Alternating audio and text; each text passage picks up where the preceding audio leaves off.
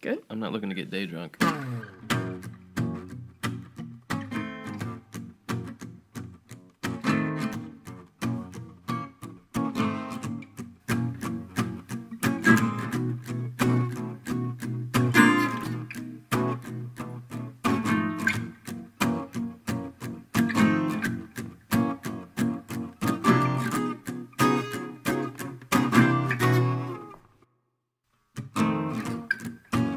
Welcome back, everybody, to another episode of This Is My Bourbon podcast, where we discuss the spirit of Kentucky. My name is Barry. Thank you guys for being here. I had a weird energy at the start of that. I'm sorry.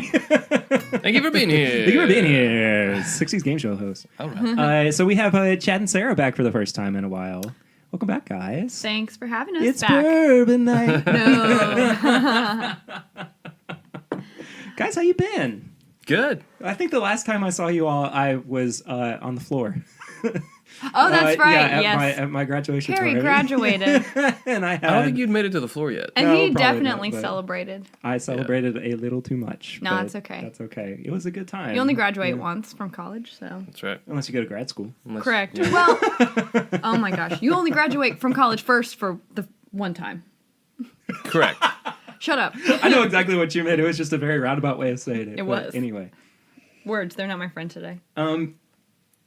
So, as we always do on the show, we drink. And I have poured something special and a surprise for Chad and Sarah for this. Oh, we don't know. this Okay. opener. You don't know. It's not Old Granddad 114. So that's the bottle it was in, and I must have missed that comment before. Yes. I'm remembering now when you said that. I must have been doing something Yeah, else. it is not Old Granddad 114, even though it is in the Old Granddad 114 bottle. I will tell you nothing about it until we have experienced it together. Smells like it's from the 80s. Smells like a 1980s, maybe 70s. Interesting. I want to know if this is what we had at your graduation It party. is not what we had. It was not the early times. That was good. Bourbon. That was one of the best bourbons I think I've It ever was had. so good. I was And, hoping it would be this. Yeah. This reminds me of something. We actually just had that. I had Chris and Brian from the Carolina Whiskey Society on. When this episode comes out, it will have been last week's episode that I'm talking about. But anyway, we actually drank some of the early times on there too, and they were floored. Nice. But Well, thanks for sharing that with us on of your course, special yeah, day. it was. And as my dad said, there's no better time to open it than right now. And I was like, "You're right. That's right. You're darn suiting." I get like toasted almonds, chocolate, obviously caramel, and I get like a little bit of faint licorice, which is. I like the other things better and they're more upfront, but the licorice is like slightly off-putting because I hate licorice. So that's just me. Absolutely hate Do it. you guys get a lot of heat on the nose? Because there is just a hair of like ethanol burn. For sure. There's some warmth. I think that might be the Glencairn glass. I think you get True. a lot of that just channeled right up at you. But I get, definitely some caramelization. Yeah, I get some brown sugar heavy, too. yeah. Oh yeah, for sure. It's Would interesting. you guys like to try it? Yeah. I would like to Okay, try let's it. Let's do that. try it, yeah. All right, here we go.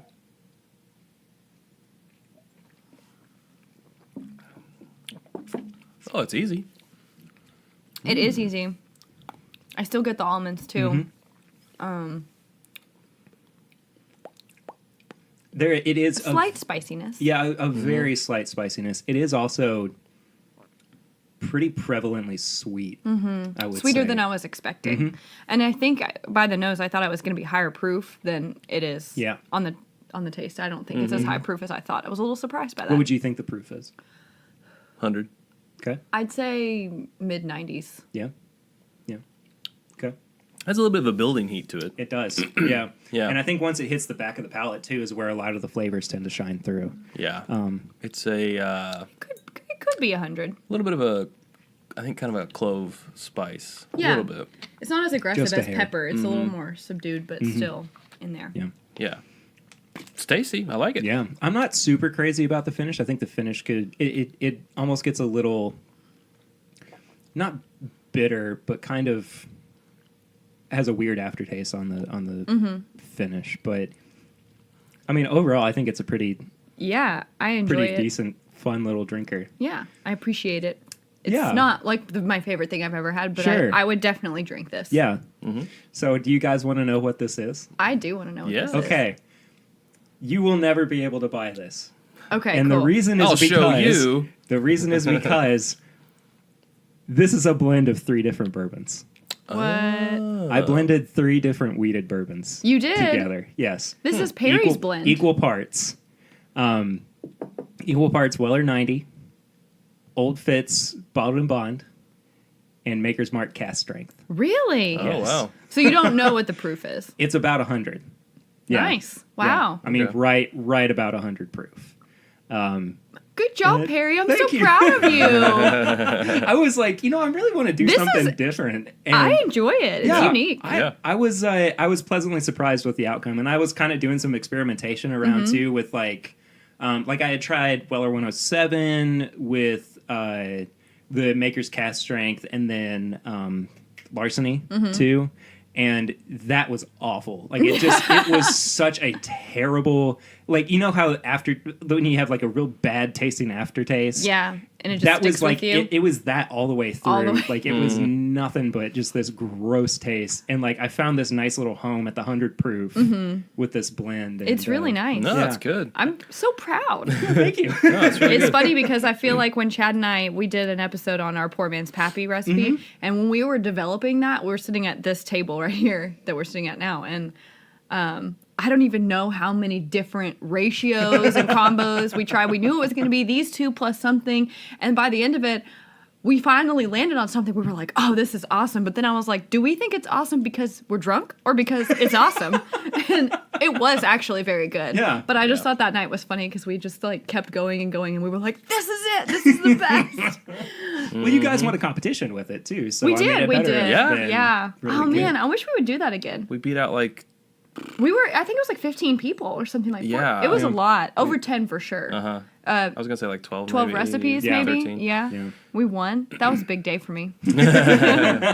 Yeah. You finally piloted to stardom. Yeah. But- Yeah, it was good. No, I said it tasted old to me, like from another era, because Which I thought was kind of fun. well, yeah, because when I've tasted stuff from like the 70s and 80s, it's always had this much more of a caramel or caramelized smell Yeah. to it, And it's got like this depth that I feel like you just can't capture. and a little bit of this must, you know. Yeah, I agree. Completely wrong, but that's what I was picking up. Do you think it's funny that I asked you that this what we tried at your graduation though? Because I- that was after I nosed it. Yeah, I did think it was kind of funny. And like, I actually did think about blinding you guys again with that. But I was like, no, I want to try something a little bit different. Well, good work. Yeah, thank you. This has been sitting around for probably about a month and a half now. Oh, nice. So it's mingled. Oh, yes. Very well mingled. They're acquainted with each other. Yeah. So if you want to recreate this at home, like I said, it's the Weller 90, just Weller Special Reserve. I don't know why I'm calling it Weller 90. I've never done that before in It's my okay. entire life. Just regular Old Fitz Bottled and Weirdo. Bond, not the 11 year that just came out. Although I would be interested in trying that in the mix here too. Yeah. And then Maker's Mark Cask Strength, which was the one that I used was like 110.9 proof or something like that. How much did that run you? Do you remember? The Maker's Mark cask was $40, $45, something like that. And then the other, I mean, if on the shelf, you should be able to get. 375? No.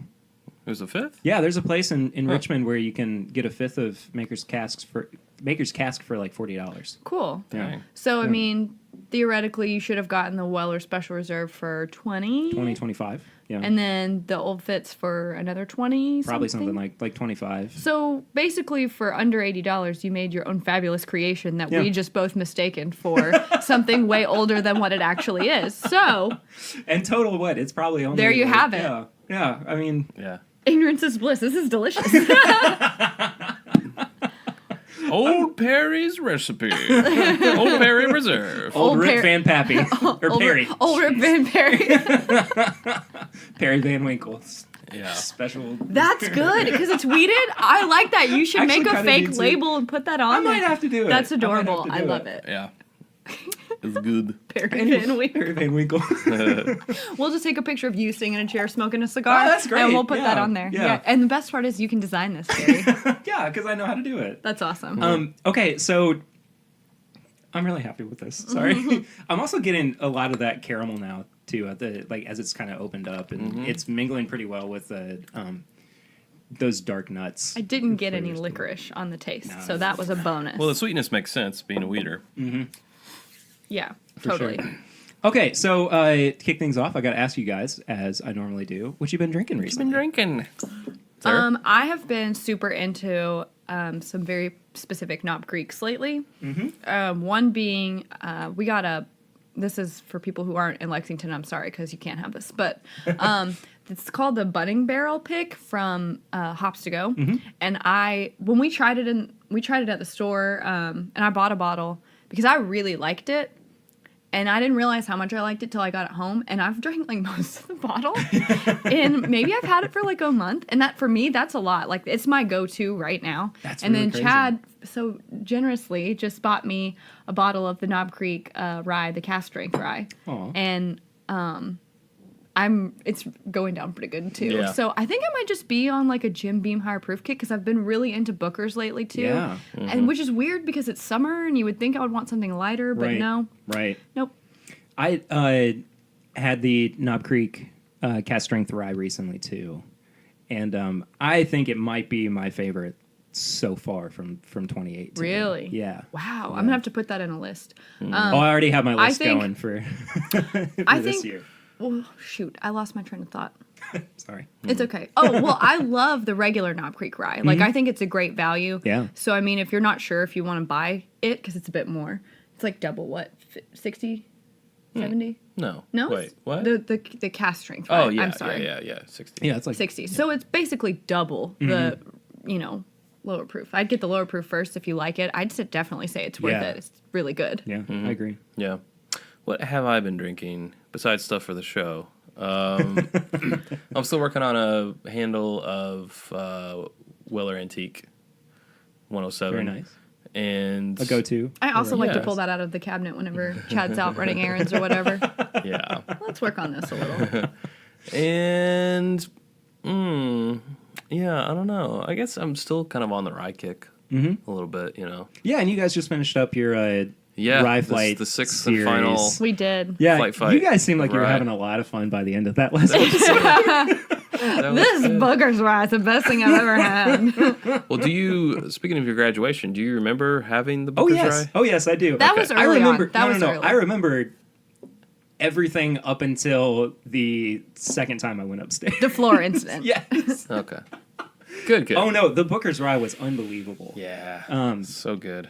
And I think I remember. I think I remember it well enough to say that it drank more like a bourbon than it did a rye.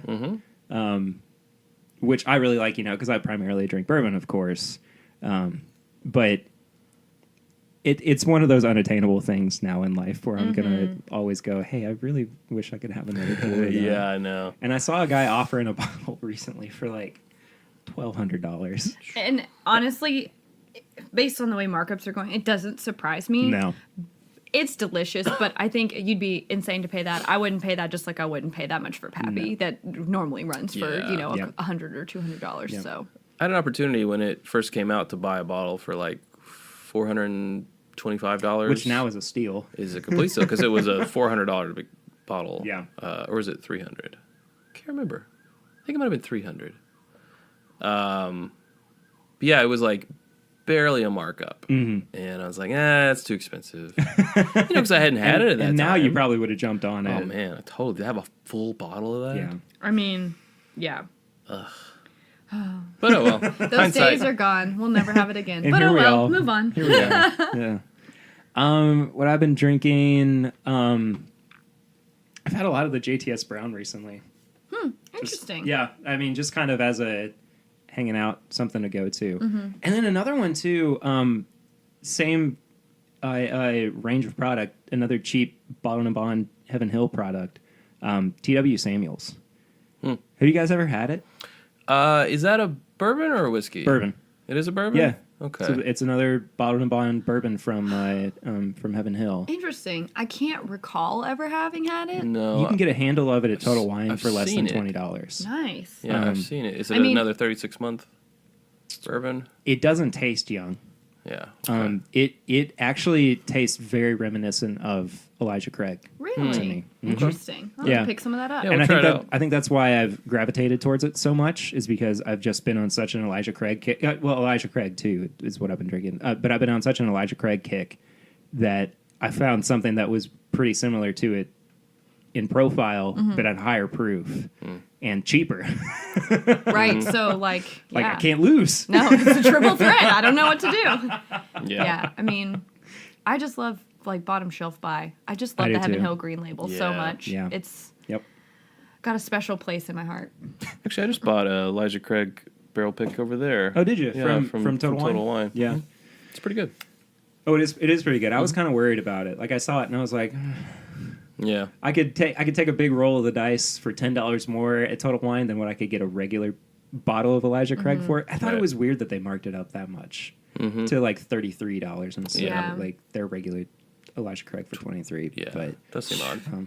Their prices right now are just ridiculous. I mean, it makes it hard not to go in and just buy buy everything. cases. Like, yeah. and that's what they want, I guess. well, Yeah. sure, Oh. sure. And I keep coming back to this too. How do they make money? They're not.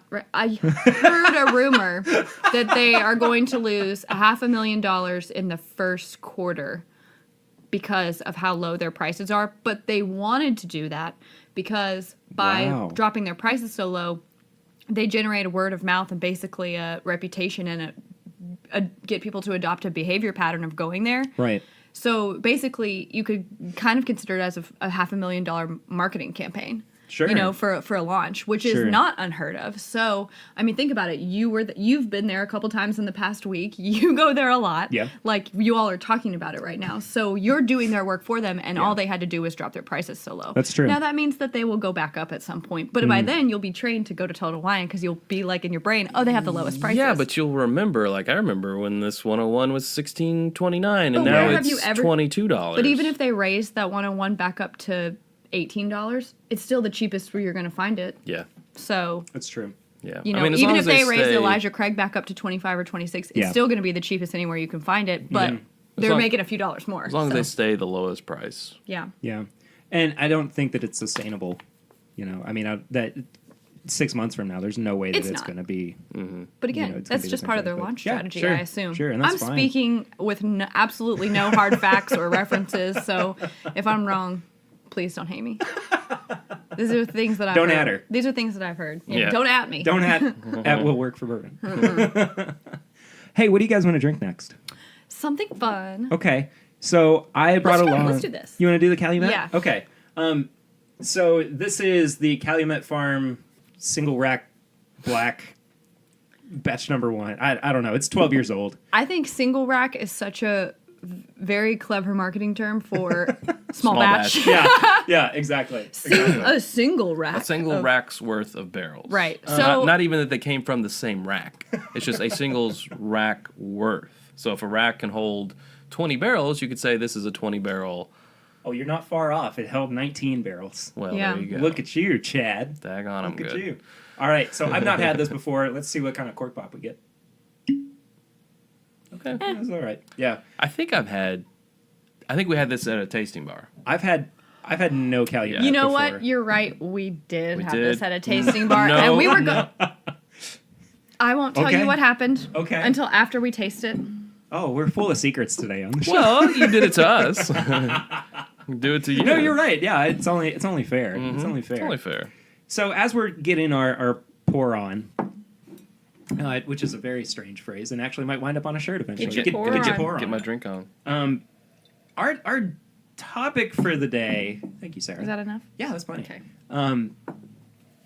We're gonna do something different, which I've never done before on the show, and we're gonna look at this list from Food and Wine, which claims to rank the 25 most important bourbons ever made, and we all have some pretty strong feelings about some of this. A little bit of background on it. It was compiled by, what did we say, 23 different people in the industry? 29. Something like that. 29?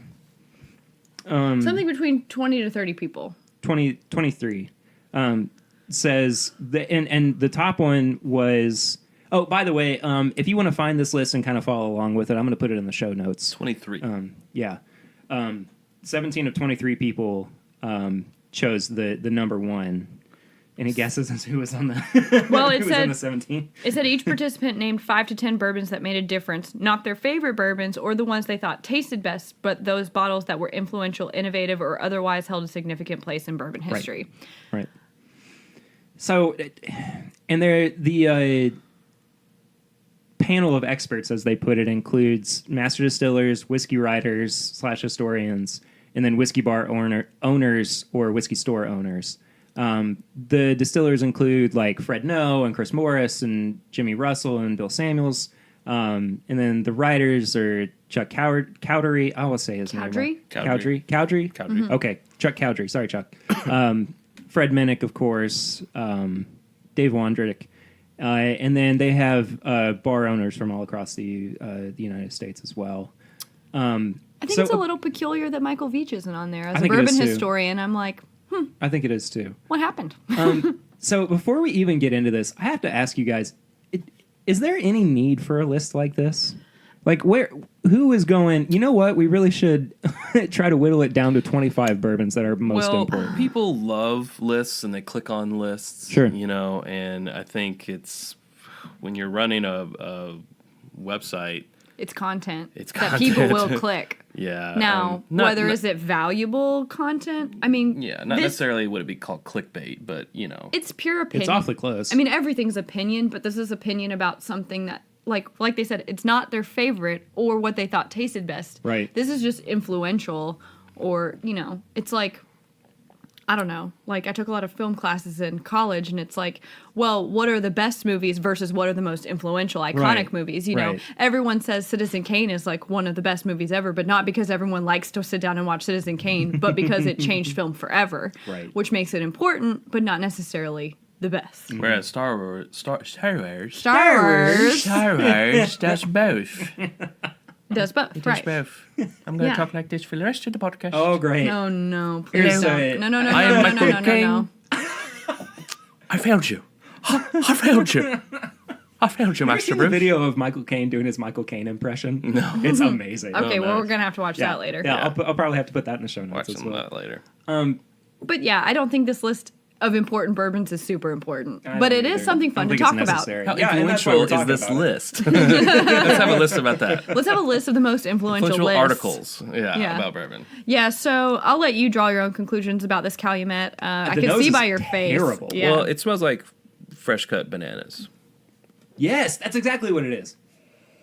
And Like- I don't like- go ahead. Not ripe banana peel. Yeah. I don't, and I'm not a huge banana fan. Like, I'll eat them, but I just, I don't ever really crave bananas. And so this is immediately kind of making me go, ugh. I don't know. I keep staring at this single rack, and I'm thinking, rack city, rack city, single rack, single rack city.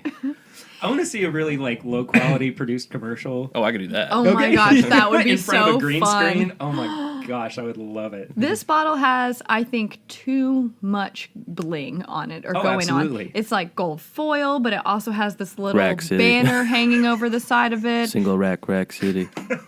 It's got gold on the front label, gold on the neck. It's just, I don't know. It's like too much. It's Would like you call that bottle bulbous? I would call it Yes. a little desperate. Oh, bulbous. Bulbous? I think it's bulbous. It's hard to transport. It doesn't fit. It doesn't It doesn't fit. fit in anything. And it gets everywhere. Little pre-roll Okay, shot. I'm scared to take a drink of this, but Yeah. Go for it. and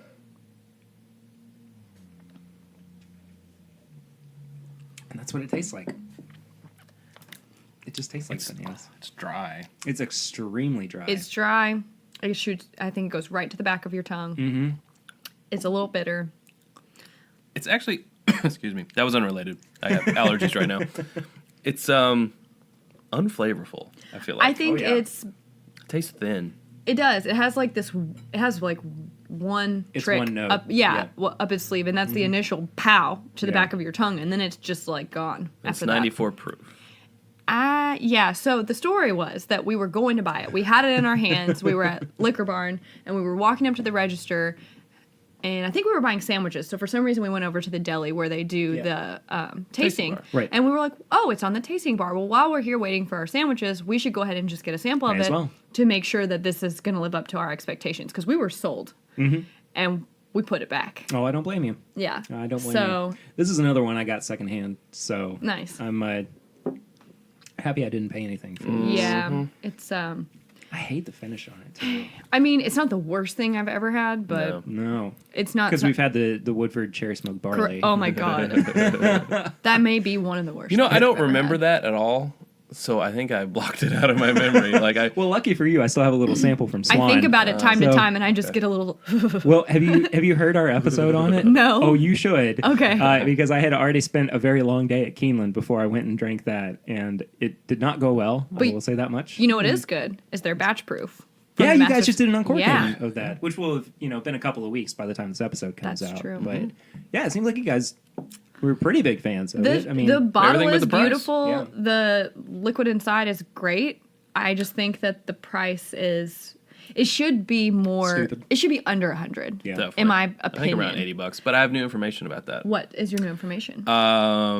So James was telling me this. James Wolverton, James Wolverton. He was your friendly neighborhood total wine bourbon specialist.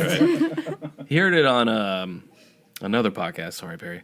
But it's okay. We don't speak of other podcasts. We like to acknowledge other podcasts. they here. do Like, exist. They're I'm out actually- there. I'm actually having a Bourbon Pursuit on in a few Oh, weeks. cool. Oh, that's So, awesome. Yeah. Cool. Be on the lookout for that. That the assistant master distiller, I forget her name, but Yeah, I can't remember either. she said, Oh, Elizabeth McCall, I there think. you go, Yes. something Yeah, like that's that. it. That's it. She said that I wanna beat her. the high proof of the Woodford didn't react well in their normal bottle. It was just too much for it, and it wasn't holding up well in that bottle. Interesting. I It don't know what wasn't that means. sustainable enough. Don't ask me to That's explain the so physics behind weird. it. So that's why they went with it. I mean, that could just be a big line, but that's why they went with the more, the master. Well, Master we Silver, were yeah. saying for example, the Knob Creek cast strength rye that just came out is Right. in their normal bottle. I would love it if Woodford would do this, bourbon, this batch proof bourbon in a regular Woodford bottle and not charge $80 for it, because I would buy it. Well, apparently they can't, and I just They use air quote quotes. can't. Okay, Science, we don't know. Science. I wonder it if ain't had through the something- bottle. I wonder if it has something to do with the quality of the glass. Maybe. You know? I mean, it's entirely possible, but it's not like it's batch proof, but it's not like it's 139.4 No. or Right. something. No. It's- Yeah, it's 125.8. Not unheard of. And they've got the little squatty potty bottle. Or the squatty bottle. I guess there's no potty involved with that, just squatty bottle. But it's more fun to say squatty potty. The little squatty bottle that the double oak is in now. So, I don't know. Why that tickled We me so got bad. we got off on a tangent. What were we? Oh, The list. We were going to get back to the list. Yeah, okay. The actual topic. well, it's good So- that we got that out of our system before we get into this list. Yeah, because there's a lot to go Brace over. and yourself we're- for multiple tangents. Yeah, and we're not going to go number by number. We're really going to focus on the top 10, but we wanted to at least hit a couple of the other 15 that are on here. And I think the first one I really do want to bring up is number think- 25, which is the flavored bourbons. Okay. Yeah, which is an oxymoron. Well, not Right. an oxymoron, but it's a contradictory statement. contradiction. Right, Yeah. because it's the top most important or influential, and it's not bourbon. Yeah. But it was released by distilleries, and then became. I think it is influential because it supported the industry in a time when it was dying. No one was Yeah. buying bourbon. Right? No one was buying bourbon, so they made Wild Turkey American Honey, and people loved it, and that's what kept those places somewhat on the map, I think, in my opinion. Yeah. One of my and this, I think this number has my favorite line, I think, on the entire list, which is, but this is a list of important bourbons, not necessarily good ones, Yeah. which just sets the bar so low Yeah. for the rest of the list. I don't even think it was called American Honey back then. I forget what it was called because this came out in 1976. Yeah. Yeah. But it was obviously flavored whiskey, not bourbon, because you Yeah. can't flavor bourbon. I think interesting. I mean, I don't think I've ever had it. Have you? yes. Yeah. Have you? I have too. Yeah. It's not bad. I mean, It's it's not- it's just like, I understand why people like it. I just personally don't because it's too sweet. And it's too low proof for me. yeah, I agree. I just want my And- bourbon how I want it. And I as I was growing up in my bourbon drinking journey, started off drinking Jim Beam honey. Yeah, hey, like that's just fine. just straight up. And I mean, like it was a pretty easy way of introducing me into drinking Yeah. just straight bourbon. And I mean, I think that's its purpose. Yeah, and I think that's fine. Which makes it influential. Yeah. Does that make it like one of the most important bourbons though? Apparently good enough to make 25th of 25. Sure. I mean, I would call Woodford Reserve influential because of that fact. I kind of call it a stepping stone. Yeah. Yeah, and Woodford's not even on this list. It's not. Which I think is really, really strange. I also think that's a little strange. Yeah. I might not have put Woodford top 10, but in a top 25 list, I probably As would have a I think it should have been up good, there. you know, a go-to for beginners. It's the one you A gateway you bourbon. spend.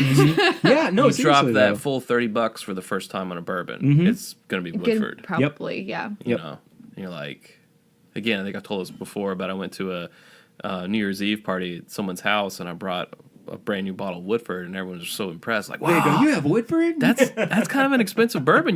This is for everyone. I'm like, yeah. And Woodford, the Woodford Double Oak, though, I mean, is a good step up from, For sure. and I think that's when you're ready to graduate. Yeah, exactly. Yeah. Skimming through more of the 25, the Weller line at number 21. Uh huh.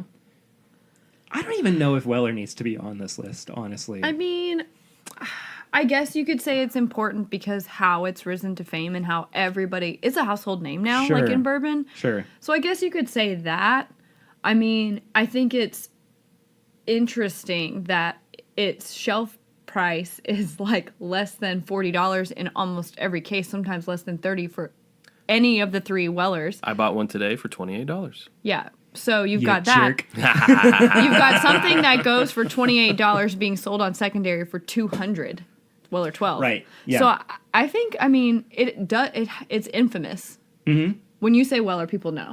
Well, it's a byproduct of the Pappy craze, and it Correct. kind of It is. trickled down. It's trickled down hype, economics. But it's on this list for the same reason why Pappy is on the list a lot closer to number one. It's because the reach and the profile of people who aren't necessarily bourbon drinkers knowing about it. Sure. Because of poor man's Pappy. Sure. Oh, you can't find Pappy, you find Weller, and you make your own Pappy. Or you're drinking the same recipe as Pappy, just not aged as Yeah. long as I saw somebody recently say or ask, like, if I mixed the Weller 12 and the 107 together, would it taste like Pappy? And then somebody commented under it and said, it would taste like Weller. It tastes like mixed Weller. It would taste Completely like shut them two down. Wellers mixed together. Yeah. Yeah. So, I mean, it But in some cases, that might end up tasting better to you than Pappy. Sure. And it's Yeah. all about experience, too. Yeah. It's all about, finding what you like and, working your way But through I do think it belongs on the list because of how well known it is. Yeah. So That's fair. I mean, That's fair. for something that is so inexpensive in retail. I mean, Yeah. it doesn't even have a cork. Even the 12-year doesn't even have a cork. For a screw top bourbon, And people will stand in line for it. Yeah. getting $200 on the secondary when it costs $28 MSRP is that It says something. it says something. It does. Yeah.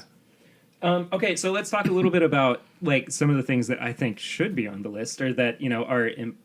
Oh, to Sarah have on wants the to list. drink. Oh, Sarah, what would you like? I don't know. So Let's save this Okay, yeah, for let's the end actually after do we're the, done with the that's list. the yeah, let's review. do the big level for the review. Okay. So I also brought along these little 200 ml bottles that I won in a raffle. Yeah, let's do the Heaven Hill Bottled and Bond. I want this. This is a pre-2010 bottle. I've had this before. I don't want to spoil anything for you before you try it, but let Chad pour. I got to clean out my glass real quick. Cool. I will say, I think it tastes different than today's version of Heaven Hill Bottled and Bond. But There was a rumor a little while ago that the Heaven Hill BIB was going away. wrong. Yeah, and I went and I bought 6 bottles. And this was a year and a half ago. That's true. I remember this. Yeah, so I'm probably just going to keep that. I have them in a box of Sure. Heaven Hill box. Sure. So I'm probably just going to keep them in there, and then 5 years down the road, I'll find that box and be like, whoa! This is 20, It's true. He'll forget that it This exists. is 2016. Heaven Hill BIB. It's nothing like this 2021 stuff we have now. Yeah. Put it up online. We'll say 10 years. $700. 10 years. We'll just leave it in there for okay, 10 then I'll be like, years. whoa, this is 2016. Oh 'Cause my I that's didn't how realize that you turned that's into how a real thick smoker. Oh, yeah. This is 2016. That's my old person voice too, though. So Oh, whenever I do our old people voices, we suddenly turn like very Jewish. thick accent Jewish. Yeah. we do the same thing. Yeah, I don't know why whenever I do it. Sara, look at this.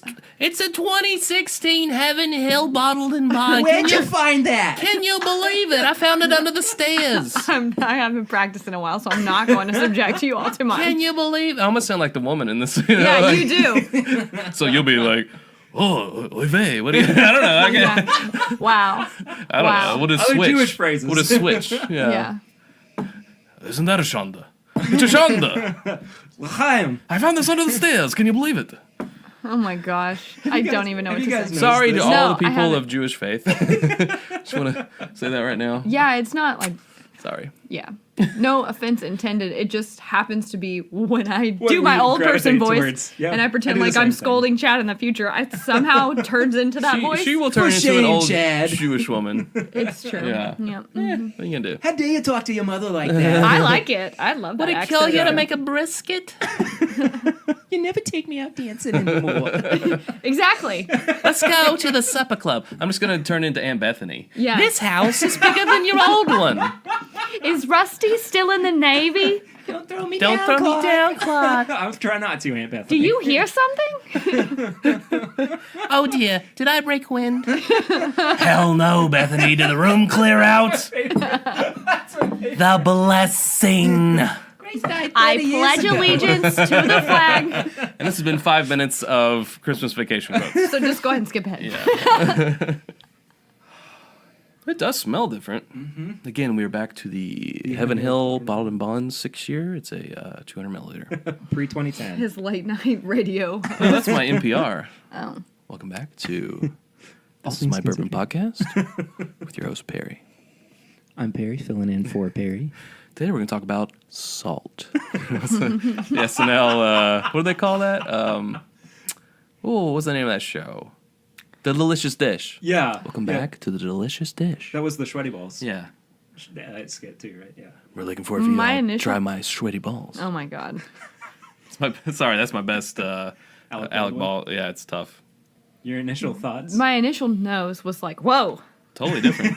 totally different. And Yeah. it like, I think I either stuck my nose in there too much or Oh, it's pungent. it is pungent. Going back to it though, it's really pleasant. Yeah, it does have a little bit of mustiness to it. It does have a little does. bit of mustiness. It just makes me wonder how old this bottle actually It aged well in that plastic. It's really taken on a lot Don't you of wonder those, what that does after a long Oh time? yeah. Oh yeah, absolutely. Absolutely. Like do the It's the same thing with like the ceramic decanters. yeah, You know, again. and like how they've affected the juice inside. Yeah. science. I hate saying juice. Sorry. Science. Dongle. I don't not sciencey enough to know how these molecules interact with these molecules and break down the plastic because of the blah blah blah Well, at blah least over you, time. you won't get cork rot. That's 'cause true. There's no cork. That's true. I do think it's interesting though. This smells good. I'm gonna try it. It's good. Chad made a surprised face when he tried it. It definitely tastes a little bit musty too. Well, it just tastes so different than the normal. It on the does. That shelf has a these little days. punch to it. Yeah. As much punch as what is this? Bottled and Bond? Now, is it still? I see this one's advertised nice. as charcoal filtered. Do you know if the current on the shelf is charcoal filtered? It is. Okay. Yeah. Mhm. All right. So they haven't That's changed how they that. that's how they filter all of their bourbons, as far as I know. What do you guys think about this? It's good. Can Do I you like- say that I like it better? I don't know because I'm not trying them. You'd have to blind me. Yeah. Yeah. I don't know if I like it better either. I like it in the sense of it being a different experience. Altogether. I do like that. Yeah. I have a current open bottle if you want to. Why don't you go? Let's Let's do go that. snap that up. Back Yeah. to. May All as well. Bring that Y'all in talk here. about amongst yourselves. Talk about the list. Yeah, Okay. we'll talk about the Oh list. yeah. tomorrow. Okay. So one of the things I wanted to bring up too was like things that I think do deserve to be on the list, and the first one is the Elmer T. Lee single barrel. And the reason behind that too is that there weren't a whole lot of, if any, single barrels up to that point. I don't think. What are you making that face for? Blanton's. Blanton's came out the year after Elmer T. Lee. You're did. right. Yeah. If you had read the list, Sarah, I didn't. I it got told thrown you. at you today. I I know, did it's not. okay. I got thrown at me right before we started this, and I did not read the descriptions because I wanted to form my own opinions. So what it says is Elmer T. Lee forever changed the bourbon industry when he created Blanton's, the first single barrel bourbon in 1984. That's what I meant. That's excuse me. Blanton's came out the year before Elmer T. Lee did. So 84 I'm not was wrong. I was wrong. I'm very sorry. Blanton's came out. Everyone in 84. acknowledged Sarah was right. Sarah 1, Perry 0. So Blanton's came out in 84, and then 85, Elmer T. Lee came out. One of my favorite things about this, too, is a quote from Jimmy Russell. It says, Elmer loved this bourbon, and its profile is similar to my profiles. Thanks, thanks, Jimmy. Thanhanks, Jimmy, for Thank saying you, good job Jimmy. for making something like what I make. A man of few words. Hey, I don't care. He can say whatever he wants. He's The adorable. man's, he's a tried and true veteran He's of the of sweetest. the industry. So Chad just brought out the modern day iteration of Heaven Hill Bottle and Bond for us to try. Now, this was purchased for our 20 under 25, so this is probably almost 2 years old. Wow. Correct. There isn't that much out of it, though. Yeah, charcoal filtered right there. Maybe Yep. like 4 shots out of it, something like that. Yeah, so I mean, it's not oxidized at all. How did this one fare in your 20 under 25? That's a great question, and I You should think go watch 2 the years episode. ago, I can't remember. No, We'll I link it. feel like the green label, the 90 proof, did better, and that's why It's we've true. I always think it said did that too, we 90 like green the, label. which is weird because we like high proof stuff. We do, Yeah. but something about the green, I think the flavor combos somehow make up for the lower proof. I don't know. Let's get this good. Calumet out of the I like way. it. Yeah, it's just Yeah. staring at me. It's ugly. All right. I really don't like that bottle either. I mean, honestly. I hate to be negative Nancy, but no, I do too, but I it's don't. It's just not good. Spend your money on something else. I mean, that's what, like a $50 bottle of bourbon or something like that? Oh, wait, Yeah. is that it? Oh, wait, oh, never mind. Was that the empty one? Yeah, Oh, Yeah. okay. I thought it was the, I thought it had the, Whoops. that's fine. I got excited. I overpoured, my bad. Heavy-handed No. This one, that one has juice in it. I was going to move them so that they were on the same side as What you talking about, Willis? this is the first one. This Yeah. is the second one. Oh. This is the first, First one. This is the second Oh, one. okay. Well, I was gonna keep mine in a different order. But whatever. Do you read from left to right? No, I'm different. Okay, well, things are going to be very hard for you then. Thank you, Sarah. You're welcome. That might be too much. I might be a little heavy-handed with some of these. That's all right. The nose is so much cleaner, I guess. Like, there's just not as much to the nose. Oh, I think there's something funky going on with this glass. Can I smell yours? Sure. Thanks. Glass. No, it is. There's something wrong with this. Maybe Lucky not. feet. I don't know. Does it smell kind of soapy? Maybe you're not the right person to ask. He's got allergy He's problems. got the allergies going on. They smell the same to me. Maybe they do.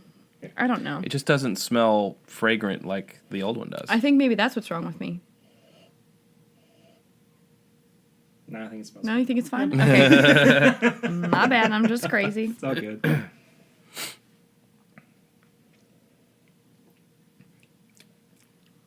They almost taste like two completely different bourbons, I would say. Oh, They for really sure. do. For sure. And I think this might be a case where I appreciate them both, but I think I like the newer version. Now that I've gone better. back to it, I have to agree. I think that, and when I first had it, I tried it on a live stream, and I think it might have just kind of been the novelty of having this older bottle. Rose-colored glasses. Yeah, Yeah. exactly. Where I was like, oh, it's better because it's older, but I just don't think it's. It's not I don't know. bad. It's hotter and it's more musty. Mm-hmm. Normally I'm into the hotter, but Is it the musty quality that's I kind think of? yeah, I think it's the just. new one. Sorry to cut you off. I didn't mean to. it's okay. I think the new. But I'll one, continue. But I'm gonna let you finish. But I just gotta say, the newer one has a nut quality to it. Yeah, I agree. So Chad is immediately Nutty. one. Nutty. Everybody take a shot. Drink. Everybody drink. That's one of my favorite bits in How I Met Your Mother, where Ted's getting drunk. They're playing a drinking game, and he's like, "Everybody drink." And Barney goes, "Ted, you can't play a drinking game and have it where anything happens. You take a drink." Yeah, like that's not how it works. It's like in the first season of Family Guy. He says, I think Peter says, "Who wants to play Drink the Beer?" Oh yeah. Or no, his friend says, "Who wants to play Drink the Beer?" Maybe How do you Quagmire. play? And he's like, "Right here." Yeah, they are almost like two different bourbons, They and are. I personally enjoy the flavors of the newer Heaven Hill more. I have to I- agree. I wonder if it's the one of the reasons that we don't like this older one is because of the bottle that it's in. I mean, the plastic bottle could have, affected Who the flavor. knows? Because I Could've got it. I mean, of course, I got it unsealed. And again, don't know exactly how old it is. It could have been sitting around for it's a decade or so. Even though it's a little plastic bottle, it's beautiful. I mean, I think so too. I love it. I think so too. I love that it looks older than it is. Like it looks like it came from the late 80s or early. It looks like the somewhere. 70s. It They probably almost haven't does changed look like it the since 70s. 70s. Yeah. But it just has this and even the labels starting to get worn and I like love peel how off many a little bit. different fonts are on this. It drives me, as a graphic designer, it drives me a little There crazy. are so many different fonts, and there's the little stripes inside the words Heaven Hill, all the drop shadows and the outlines. Oh my gosh. At the time, this was gorgeous. Yeah. It still is gorgeous to me I think it for what it is. mild and Yeah. mellow. That's not. They still say I wouldn't that. describe it this way. They still say that on here, don't It's a they? little bit Yeah. of a. Mild and mellow. No, they say mellow and smooth now. Oh, They've changed their wording. well, there Yeah. you go. Huh. But and it's they still added charcoal green to filtered. the current label. Mm-hmm. Or, sorry, red. This one's just all green. Yeah. Yeah. Pretty much. So it definitely has to be from a bygone era. Yeah. Now, which bygone era that actually is, Who knows? we don't know. That was fun. I liked that. Normally, I feel like everybody's got this, I don't know, predisposition to like older things. Like you try that and just like you said, the rose colored glasses, like, oh, this is so good. They don't make it like this anymore. Yep. But, sometimes changes for the better. Yep. Sometimes it's I not. I agree. Okay, so back to this list. Right, yes, back to the list. So we were talking about Elmer T. Lee. Yeah, it's saying that it deserved to be on the list. Chad, do you feel the same or back to the I'm going to say I actually like the older better. Really? Yeah. Show your work. It just has... Cite your sources. You know how I hate when people do a barrel pick and they pick it just because it was funky or different? yeah. That being said, I like the older one because it's just different. I think it's got a little bit more going on. It's a little bit more unique. I like kind of how it cuts through a little bit more. Surprisingly, I'm picking the one that's not as nutty. Interesting. But yeah, Everybody I kind of like. Yeah, I did. I kind of Sarah did. I kind of like the older one. yeah.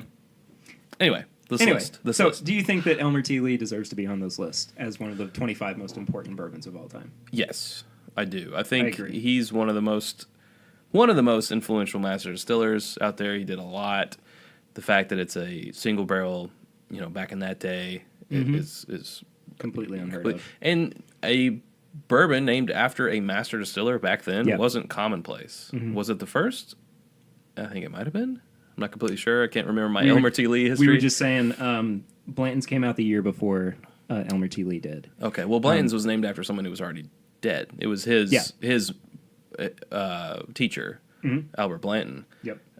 So he named it in tribute of his teacher. Do you know Blanton's middle name? Oh wait.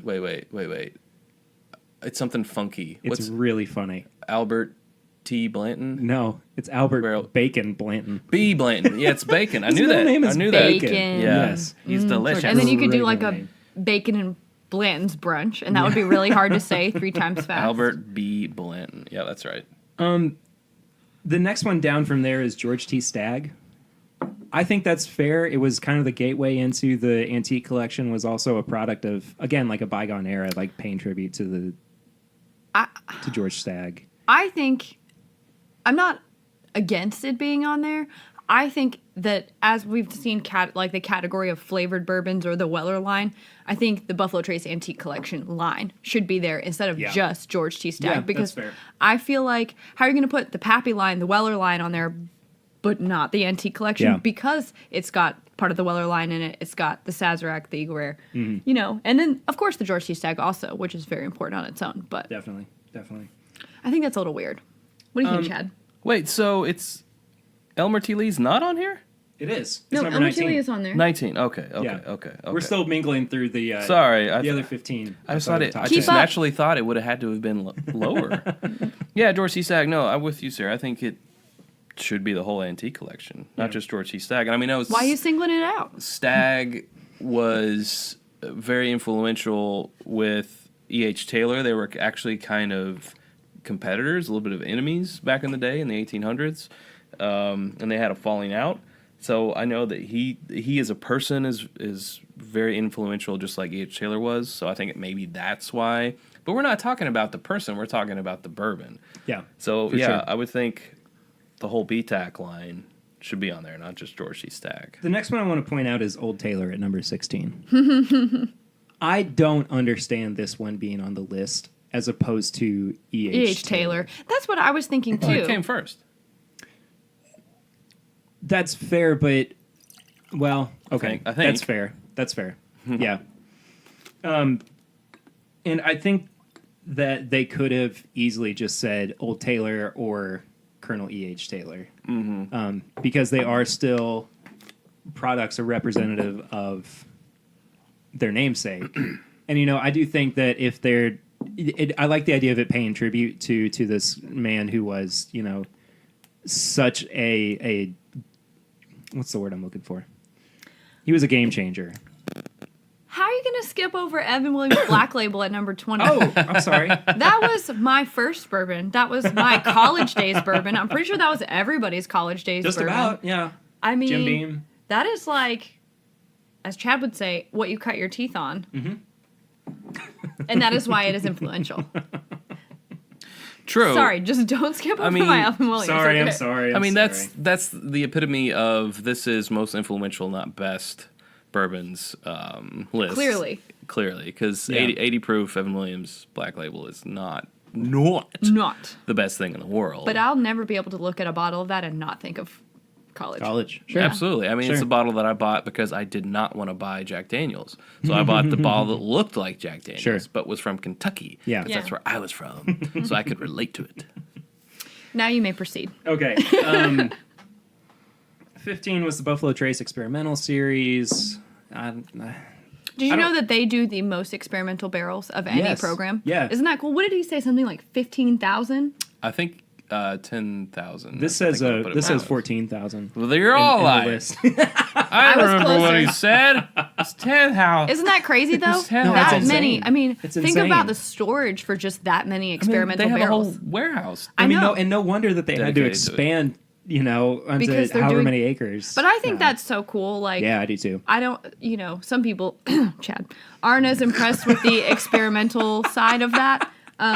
Chad just got attacked. But we literally just had this conversation this morning. So aren't as impressed with that experimental side Yeah. as I am, because I just think like that's the future. I mean, so many people have found the niche and where is it right and how do you make great bourbon? Right. And the next question is, and some people won't like this, purists, but which is fine. But how do you keep growing within such strict guidelines? Yeah. And I think that's a really cool thing, what they do. So Yeah, for sure. whether it all tastes good or not, that's why it's experimental. I just hate paying $50 for a 375 that I don't like. Well, you don't have to, because most other people will snatch them up before you can even get to them. So. I had the chance today.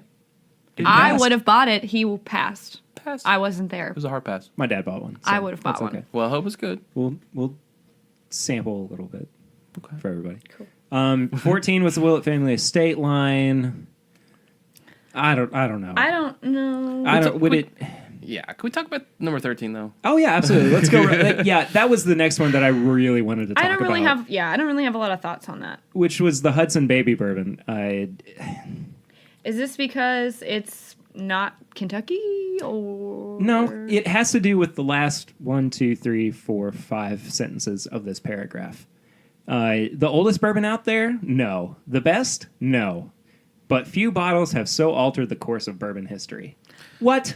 So, well, apparently there was a big thing in 2007 with a bill passing, the Farm Distillery Act of 2007 in New York. In New York, yeah.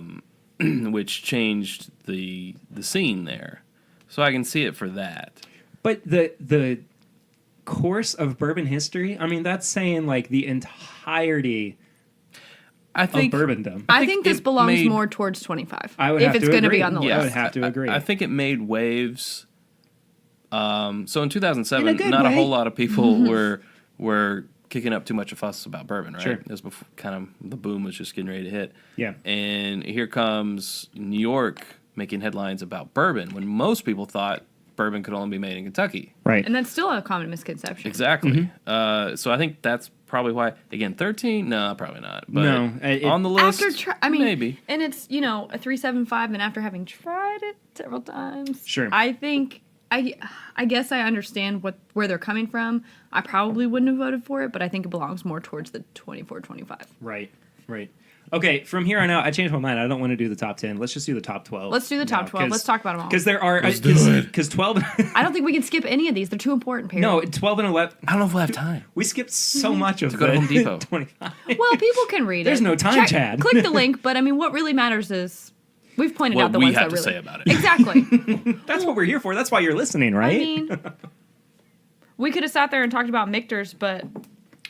what is there to say? I don't know. Not enough. I think if we have opinions on it, we'll share it. Sure. So. Sure.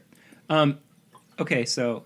Oh, Chad's pulled out the... Okay, that is definitely an older bottle of it. Have you tried to... Okay, so sorry for everybody at home. We're not opening this, are we? No. Okay. Chad just held up a bottle of Heaven Hill Green Label, 90 proof. But it still has the neck sticker on it. And the... the collar, I guess. The neck label, though, is different. This. Like, it definitely doesn't still say the best bourbon in the world or whatever. Has it always been textured? Yes.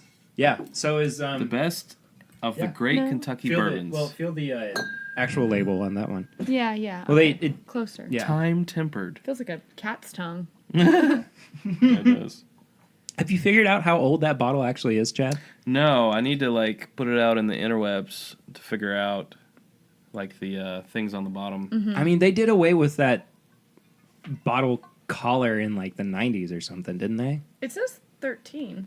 You think it's 2013? Maybe, but I would Is think it's there earlier than that. Is there a code on it, like a time? It says a stamp code. It's got some weird shape. Looks like some sort of Greek like an letter. omega. Like an omega, yeah. CPA 424713. And it looks like there 42 has nothing I to do think with it's a month. 13 because look there. Can you see in the light? There was once a timestamp here, Mm-hmm. and that says 13. 813-07130. I just see 07. 130. Yeah. Some quality content. Oh, Right yeah. here. Sorry, you can't see what we're seeing. You can just cut that out. Just cut that out. Cut that out, Perry. I'll cut out some of it, maybe. Okay. Maybe. Well, Anyways. we'll find out. Anyway. It could be from 07 or 2013. Sure. There was just a thing down here on the floor, and I was just pulling from it. Back. I was like, what's Chad doing now? This is a weird what's in Chad's bag segment. Ooh. What's in the bag? What's in the bag? Sorry. So before we start on our 12, Yes. do you want anything else? I would like something else, yes, Okay. if you guys would. Yes, I would. Okay. So we could do this Old Granddad. Let's do the Old Taylor because we were just talking That's about it. fine. And you know what? I've actually not had just regular Old Taylor Let's before. do it. Here's my only thing about this. It's 80 proof. We've been drinking 90 and higher. So it's going to taste like water. Probably. So should we go with the Old Granddad? I would say let's go with the Old Granddad. All right. The Old You Granddad is from 2012, I think. Yeah. Hey, look at you. Who made that little Bag of Jefferson's treats. Ocean label? Yeah. Yeah, Isn't that kind? it is. Yeah, you guys have the best I think fans. his name is Kyle. I'll have to go Okay. back and check. He made us a little box of treats. Literally. Kevin. Boxo Kevin. Treats. I had the right initial. You did. Kevin, would you all mind passing me your glasses? Sure. Are they clean? Mine is. Yes, Chad, is yours clean? it is. Sorry if I have forehead candy this way. That's a specific stores, obviously, because it's a single barrel. Oh, yeah. This is a fun little segment. Anyways, back to the list. Sorry. Chad's bag. I got distracted. Clearly. Okay, so back to the list. At number 12 is Jim Beam. I mean, Is that too low? you know what? I think so. I think it is too. Jim Beam is like Americana. Yeah. Like, Yeah. when you think of bourbon in America, I think that, they're the biggest distributor. Chad made a great face about this Old Granddad. What's Isn't that it's crazy? the highest seller. Yeah. In the world. It's the Budweiser of bourbons. Right? So how are you going to know? put it at number 12? I don't know. And again, like the Evan Williams, I think if you weren't drinking Evan Williams Black Label in college, you were drinking Jim Beam Yeah. White Label. Yeah, So, exactly. I was. It's just, Sorry, Mom. it's, again, a household name. Everyone knows Jim Beam. if you ask people to name bourbon who don't drink bourbon, Jim Beam is going to come out of their mouth, or Jack Daniels, which is really sad. And if you go to pretty much any bar in America, they're probably going to have Jim Beam. Yeah. Here's my one point of contention with this descriptor on it, though. And I'm just quoting, as distiller Dave Pickerel pointed out, it is hard to ignore the millions of cases Beam has sold. That's not a mark of importance, I think. That's a mark of, business.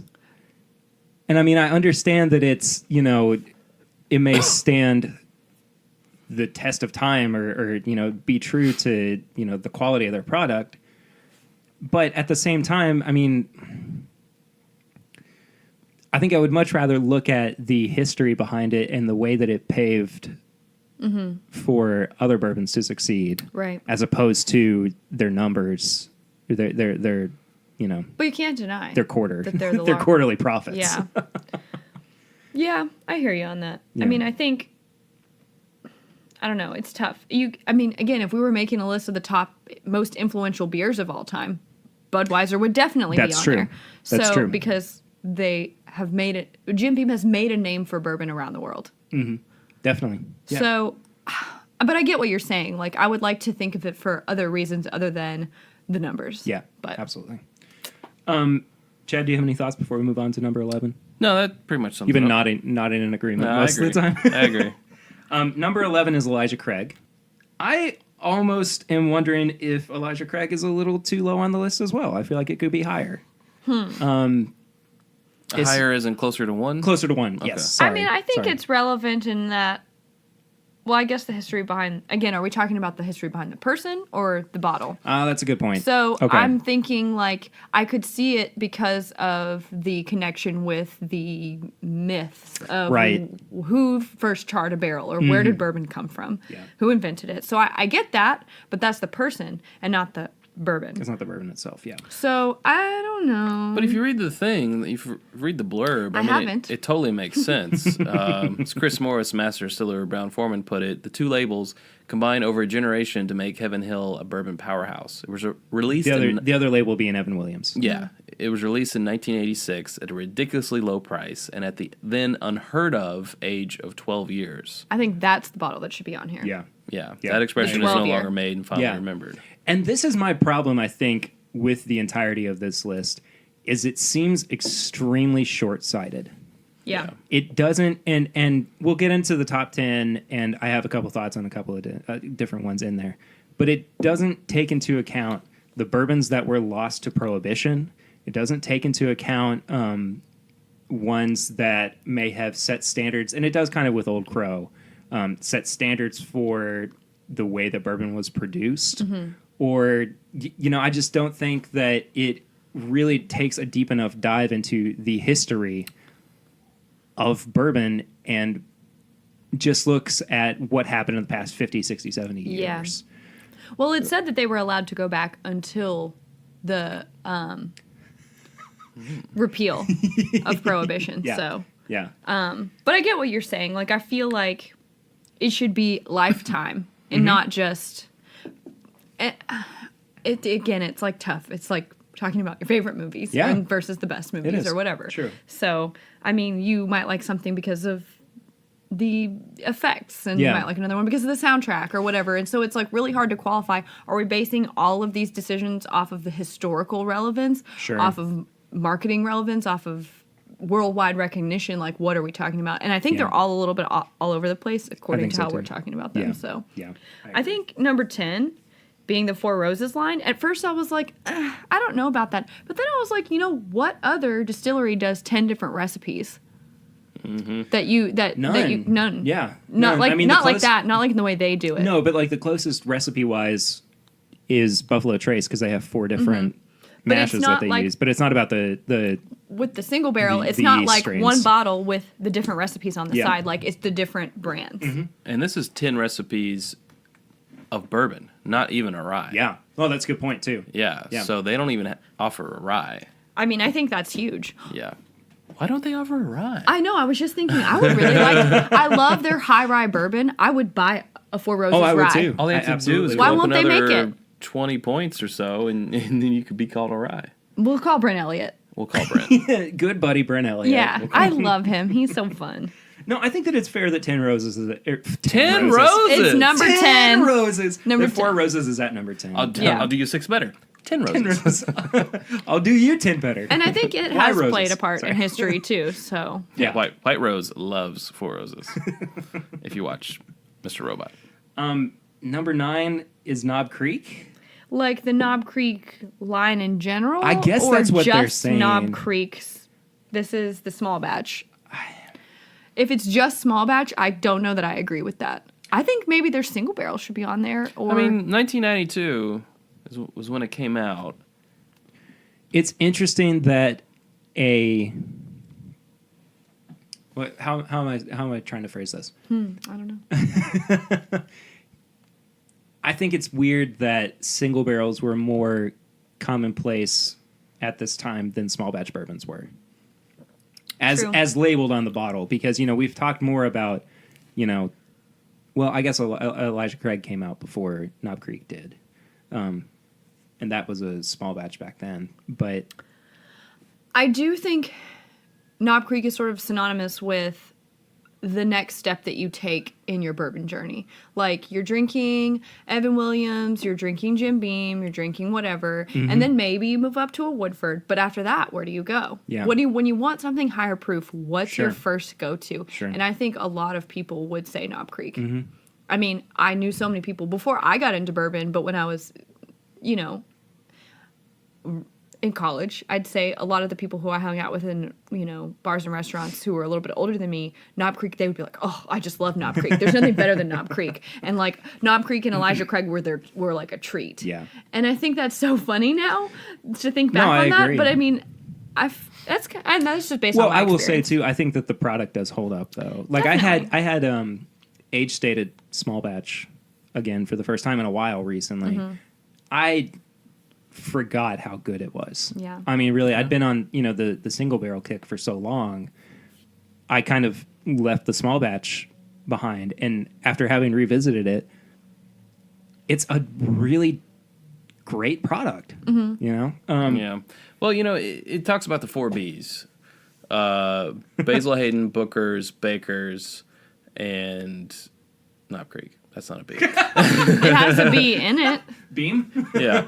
Well, so of those 4, Booker's, Baker's, Basil Hayden, and Knob Creek, as it says right here, proved the most popular, helping to elevate the reputation of the distillery and bringing the small batch bourbon movement as well as the super premium bourbon category into the mainstream. So I think right there, I mean, that's why they're putting it. Yeah. If that's the case, I think it's fair that it's this high on the list. It's funny because if you had asked me which one from Jim Beam did I think, of those 4 was the most sought after for newish bourbon drinkers or whatever, I probably would have said Basil Hayden because I think it's more mild and more people seem to gravitate towards it. Yeah. But that might just be a Kentucky thing.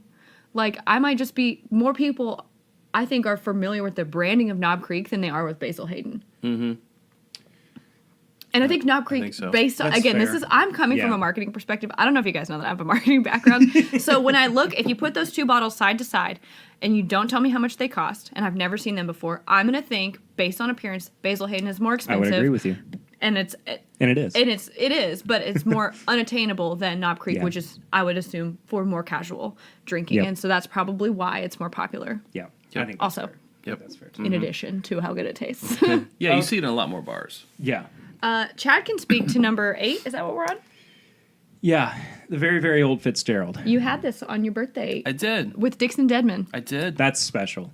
Yeah. was not very, very impressed. Oh, really? I'm a great girlfriend. Yeah. I don't know if you guys know this, but I'm pretty awesome. Kind of a big deal. I give great gifts. No. Okay, so before we get to number 8, though, let's talk about this bourbon that we're drinking right now. Oh, sure. OGD. The Old Granddad Yeah, you know me. Bottled and Bond. Exactly. I really, really like this. Yeah, that's really, really good. I do too. I've just been like delightfully just sitting around over here smiling and talking about I myself. like it better than I do the modern one. I'll go ahead and say it. Yeah. I think that it has the new one. I like high rye bourbons. I think the new one has just a wee bit too much spice on it. this is a much more well-rounded Yeah. version of the Old Grandad Bottled and Bond. It's nice. It's a little bit nutty drink, and it's Everybody just drink. Smooth for 100 proof for sure. It's got a lot going on. It's not one note. Mm-hmm. And It's nice. It's really good. I enjoy it. Makes me smile. I agree. Speaking of Basil Hayden, right there on the There label. he is. Old Granddad himself. Granddad himself, Basil Hayden. So Okay, this so- very, very old Fitzgerald. Now, when we had this, it was in a lineup of 5. This was, of the 5, middle of the road, I think, for us. But in terms of, like, collectible or, antique, whatever, bourbons that we've never had before, I was A super... fun experience. So fun. I mean, like... Well, you're getting to hang out with Dixon Deadman, I too. think so. that if you come to Kentucky, you gotta get on the Beaumont Inn website. They have got Dixon Deadman's email. You can set up a tasting with a small group of people, and he will bring out the good stuff. He chooses something different for everyone, but Sure. like I was floored when I didn't know what we were getting into. I mean, we had the Japanese wild turkey The 13 year. from the 70s. 70s. It was amazing. He had some Pappy. We got to try the Kentucky Owl Batch too before it even came out. What else was rye. there?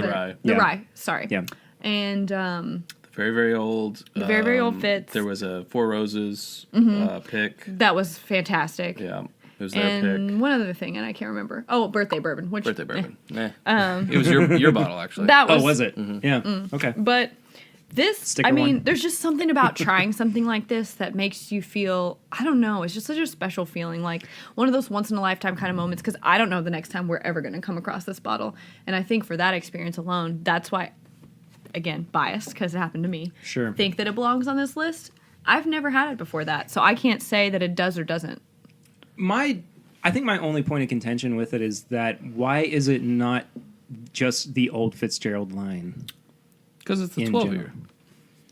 I think they're saying the 12 year is perfectly balanced. I for the one time I've had it, I disagree. But but they're not talking about when it came out. They're not talking about what happened because of it, or why it needed to come out. What set it apart? It's just kind of here. Right. I agree with you. It's more opinion based. This specific one is more opinion And it based seems to be than very- most of the things on Exactly. this list. I agree. Yeah, this just seems to be a little bit of an outlier because the preface to this whole list is that this isn't based on what they thought was the best or the best tasting. This is based on importance, and yet they say it's because it's so balanced. Yeah. But it's not supposed to be about the flavor. It's supposed to be about the significance of the bottle. Sorry, So Chuck, but- that's a little bit off in Yeah. relation to the rest of the things on the Yeah. list. So I'm not mad at it. I'm not mad at it. I just question. I question it. Yeah.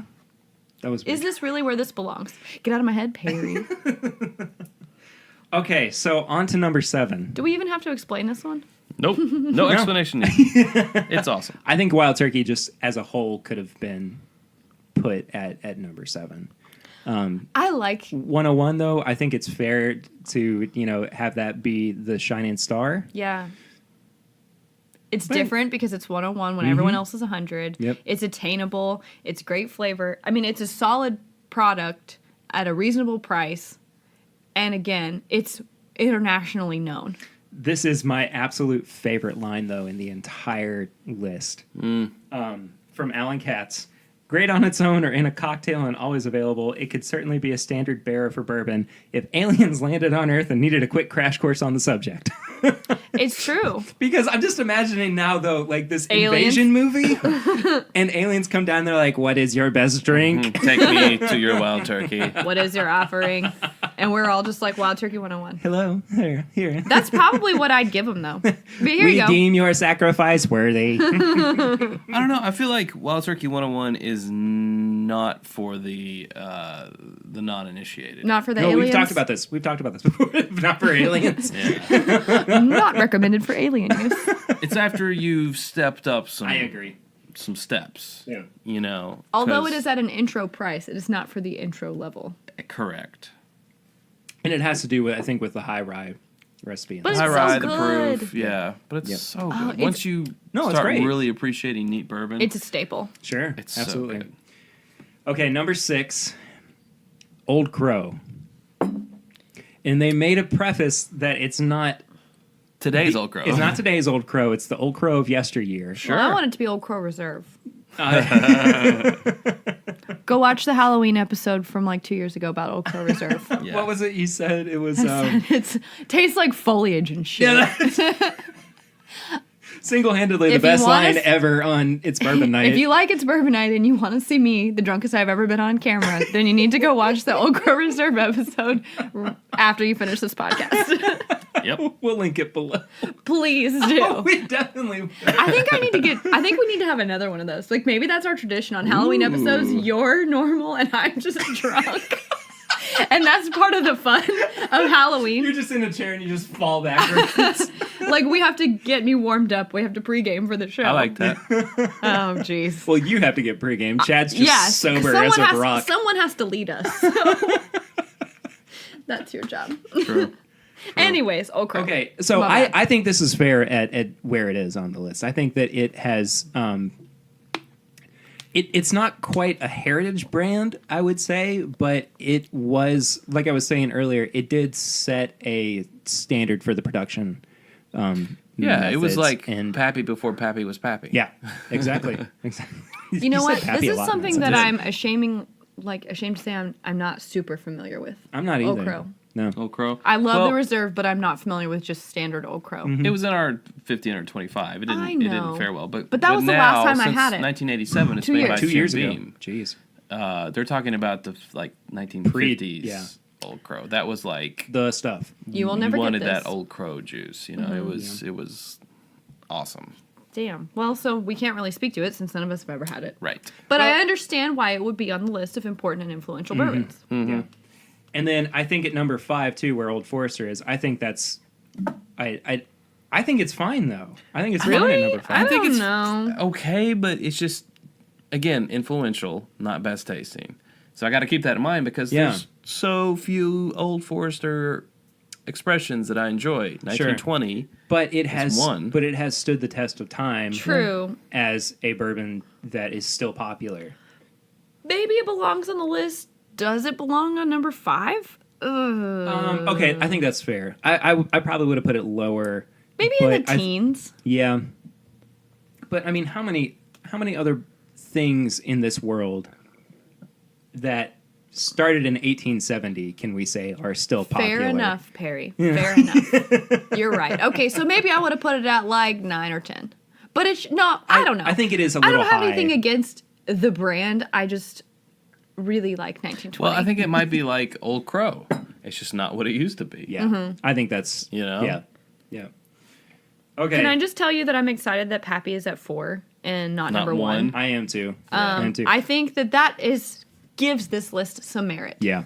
Spoilers, though, I am not happy with what is at number 1. Right. Do I not agree with what the can't number wait 1 till we pick get was. there. Okay, so you haven't even seen it yet. I know what it is. Oh, okay. All right. With Pappy, the first line is from Fred Minnick. Does this really need an explanation? It doesn't. Yes, it does. It does. I think it does to Everything a degree. needs an explanation. Yeah, it does to a degree if you don't know what Pappy is. But like for Everyone us, knows I think what it's. Pappy I think is. you know what? I think it's fine at number 4. I think it like in a top 10 list, it deserves to be in there somewhere. Yes. Is it a top 5? Maybe. I think 5 is probably where I would put it though. If we're talking about infamy, then I think Yeah. it is on there. It has to be top yeah, 5. I agree.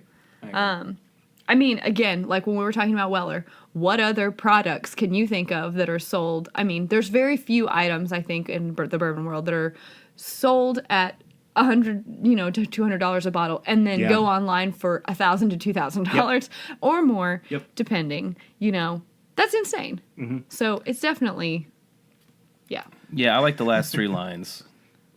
Does the whiskey merit the hype? That's not the point. Last 4 lines.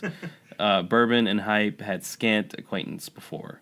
Pappy changed that. Yeah. It's true. So It yeah. did. It was a game changer in the bourbon collecting world. And I think, too, that this is a good indication of a question that we've been kind of thrown around recently, too. was Pappy's popularity a product of the bourbon boom, or was the bourbon boom a product of Pappy's popularity? very Chicken or the egg? Yeah. Ah. Go. You're drunk. I think it's not definitive, but I think this kind of leads us down the path more towards saying Pappy was the catalyst for the bourbon boom. I think it definitely facilitated it. Whichever Yeah. one lit the spark, I don't know that we can know that. Yeah. It shined a light on it. Yeah, it definitely drew the attention. It was the one doing all the PR for the bourbon boom. Like, hey, everybody, look over here. Yeah. Yeah. Okay, so we're into the top 3 now. And number 3 is Blanton's Single Barrel. And I think it definitely deserves to be in the top 5. I think so, too. First single barrel, Yeah. iconic bottle shape. The tops are collectible. Like, I think it's got so many done things. It's a got lot. history going for it. It's got like the iconic factor going for it. You know, the first of its kind. Yeah. Definitely. I don't know that there's much else to say besides. No, I think that pretty much sums it up. I honestly wonder if it could have been higher on the list. I think it could have been 2 Or even one. Yeah. Yeah. I mean, to pave the road for single barrels, which would then become, you know, a trend in like doing store picks and things Yep. like that. I mean, that's huge. Yep. Absolutely. Absolutely. Yeah. 2 is Booker's. That makes me so excited. Yeah. Now, okay, It's got a thumbs up from Chad. this so- might be biased though. Let's talk about why do you think it belongs at 2, other than we like it and it's delicious. Sure. Well, they made a good point about it being unheard of at $40 for an uncut and straight from the barrel. Which it's Bourbon? no longer that, but Sure, but like still. at that time, that's crazy. yeah. I mean, can you imagine if there were a $40? Well, I guess there's $17.92 full proof, but there's nothing like Booker's. no, there isn't. That is constantly changing, but still maintains the level of quality. So I think, based on how you feel personally, it could go neck and neck with Blanton's because Yeah. instead of being single barrel, this is something that's barrel proof, that is collectible, and it's got the namesake to back it up. Yeah, and you know, kind of a bestseller too for Jim Beam, which, you know, again, I don't really want to lean too heavily on the numbers aspect of it, but I think that I think Booker's deserves to. I mean, to it's be sort at of a this poster point. child for barrel proof. Yeah, Yeah, I think absolutely. the first barrel proof, you know, that and like the article says, naming him after himself is kind of, you know, It's like his legacy. The beginning Yeah. of the master distiller is a celebrity type of thing. Well, what did he say to Fred before he died? He said, "Don't let them touch my Bookers." Yeah. Yeah. You know, I mean, the fact that he put that much care into it. I mean, you know, he knew what he had. I mean, as I've heard the story told, you know, people would come to the distillery, friends of Booker know, and he would go and he'd find those cherry barrels and he'd pour a little bit into an empty bottle and be like, "Here, take this home with you." And they were like, "We need to be doing this," you know, and that's how it began. I mean, it's like the best of the best. It just Yeah. makes sense. I mean, and cost not considered, if you put a glass of Pappy and a glass of Booker's in front of me, I would choose the Booker's all day. I would too. Me too. You know, Yeah, that's just how I feel, though. Okay. I have something interesting to point out. Okay, after sure, we, go ahead. after we discuss number 1, I have something okay. interesting. Okay. Afterwards, okay. Well, we have a post list discussion too that I want to have about this. Number one is Maker's Mark. I do not agree with that at I all. think, again, we've jumped all over the place between historical significance and iconic significance and international, renowned, whatever. Right. Depending on how you're looking at it, I kind of, based on this list where taste is not a factor, I have to say I can see it because that red wax is like the Nike swoosh. Everyone knows it when they see it, and their marketing is fantastic. No one does it better than Maker's Mark. No, I agree. Their ambassador program alone is just ridiculous. Yeah. But everything is so tied so well together. Every time you see a billboard, they don't have to put their logo on it. You would know who it was from without the logo. And I think that is something that is so hard to achieve that I don't even know if Jim Beam has achieved. They don't have that iconic mark. Like, Nike. No, that's a good point. You know? That's a good point. Chad, what do you think? Yeah, I was just reading the thing. I mean, it makes a lot of good points where they basically made a bourbon distillery a tourist attraction before anyone else did back in 1968 when they started offering tours. I mean, that was the first. So that is a big deal. Like Sarah said, the marketing genius of dipping it in red wax, and they actually have the patent on that where no other bourbon can let the wax drip down. That's a big deal. Is it good bourbon? No, not to us. If you like it, that's fine, obviously. But I like it. It's not my go-to, but I still like it. I just don't like it. Their cast strength's good. I think what they do to cut it down just really tears it up. But I wouldn't have put it at number one. I probably would have had to have put it begrudgingly top 5, sure, because I recognize the iconicness of it. I mean, it's in a obscure punk song that I know. I think scrounging up the dollars for Maker's Mark. I wish they had put the Maker's Mark line in there, because I do think what they do with 46 is interesting, and I think what they do with their private barrel selection is something that no one else does, which is suspending those staves. So I think I agree the flagship bottle belongs on there, but I think there's something to be said about those other things too. Do you think it's interesting that all of the top 3 have wax? I didn't even notice that. Yes. Blanton's, Booker's, and Maker's are all sealed with wax. I'm not saying that that's a reason why people chose it. I just think that that's interesting. I mean, a lot of people seal with wax now. There's a lot of Willet. It feels authentic in a way, or something. Yeah. Knob Creek. Knob Creek seals with wax. Well, I don't like that though. I mean, no offense, I love Knob Creek, but it really is a bear to get off. It's so hard to take that. I mean, and if you watch them and the way that they dip it, they double dip. Yeah. When I was there, we don't want you getting in here. No, when I was there for the pick, he double dipped it, and I looked at Lucy and I was like, "That's why it's so hard to open." Yeah. It's not as hard as Willet products, though. That's true. We did have a time with that one. So should we talk about, real briefly, things that you think should have made the list but didn't? Yeah, and I think because I have something I want to say. Okay, well let's first say, was there anything on here that we feel like we could just completely take off of the list? I think I understand why they included the flavored, but I don't really think it has a place in a list of bourbons, because when you put, it's no longer a bourbon because it's flavored. It was a bourbon that you've added flavor to, and now it's not a bourbon. So I get it, but I don't think it belongs on this list. I don't think it does either. I think that Evan Williams Single Barrel and Evan Williams Black Label could have been lumped into the same. I totally agree. Same thing. Parker's Heritage Collection. I don't know, because it's more about that's a whiskey collection. That's not a bourbon collection. Yeah, and like you said, and it's more about his legacy than it is about the actual bottle. Yeah. So I was gonna say that's when I felt like meh. I see why they included it, but I don't think I agree. I think it's interesting too that at number 24 they put the Michter's line. Yeah, and it was the line. Right. Not Michter's bourbon, but right. everywhere else it was a specific bottle. Except for Roses. That's was true. The line. Yeah. I mean, I probably would have put Henry McKenna on the list somewhere, because a single barrel at 10 years for that price, which is now so acclaimed. Unheard of. Mm-hmm. Yeah. And now it's becoming allocated because of it. I think that it's until recently been the hidden gem. Yeah.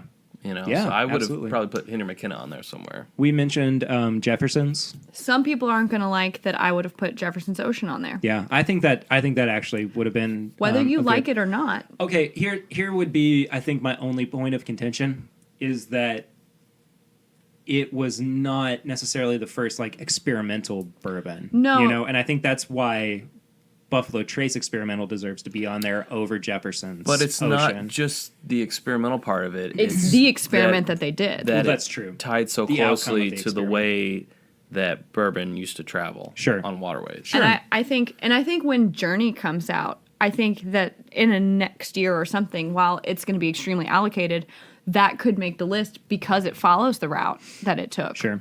And I mean, we've tried them side by side, right? Yes. Yeah, we tried them side by side. The aged in Kentucky and aged for the journey at the distillery, the launch party for presidential, the latest presidential, and it definitely does something. Like, there is no arguing that it changes it. Remarkably different. And I think studying that is something that, I mean, that's, you know, experimental and, you know, extremely tied to history. And I think it's something no one else has done. Yeah. So I don't know whether you agree. Some people say ocean is just a marketing ploy.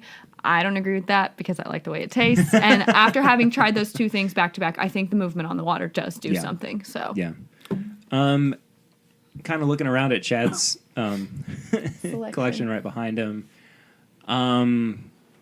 Bullet, I don't think necessarily needs to be on the list. I think it was okay for it to be left off, even though I do like Bullet quite a bit. You know what? I just had one, and okay, so I think there's the discussion too of, and it's not necessarily a bourbon itself, but just kind of the idea of single barrel picks too being vital, and we kind of already touched on it with how Blanton's led the way to picks being a thing, but I think that was something that they missed out on. I would have put that at 25 instead of flavored bourbons.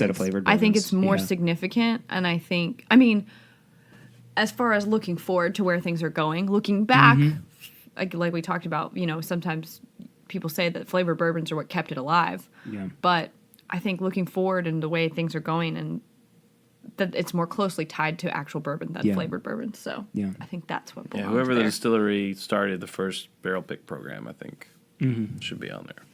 And I'll make this point again. I think it's strange that they didn't dive further back into bourbon history and talked more about, you know, some bourbons that were lost to Prohibition or you know, just even post-Prohibition, because the market would not exist without some of those trailblazers. But I don't know. I'm not crazy about this list. Yeah. Well, I would have put Woodford on there. I think that's the other one too that we should have. I think it should that should have been on there. Especially, like, it's weird that, like, what's his name? Chris Morris was on the panel, and it didn't make it onto the list. Well, maybe everyone he didn't probably vote voted for it, but he might have been the only one. Yeah. It probably hit at like 26. Yeah, probably instead of 25. Well, that was fun. It was fun. It was different. If you have your own thoughts on it, send us a tweet or an email at mybourbonpod or thisismybourbonshop@gmail.com. We'd love to talk a little bit more about this, follow up with you. And like I said, too, this list is going to be in the show notes. So just scroll down a little bit, and you'll be able to check it out. And let us know what you think. So we're going to move on to, this is, I think this might wind up being the absolute longest episode of this show. Sorry. Would you like to know how far we are into it? I'm going to guess an hour and like 20 minutes. Hour and a half. Yeah. Hour 35 right now. Wow. So we're going to move on to our review portion of the show. And we're going to try something that we've all kind of... Oh, look, we have 3 Tribecas. Okay, great.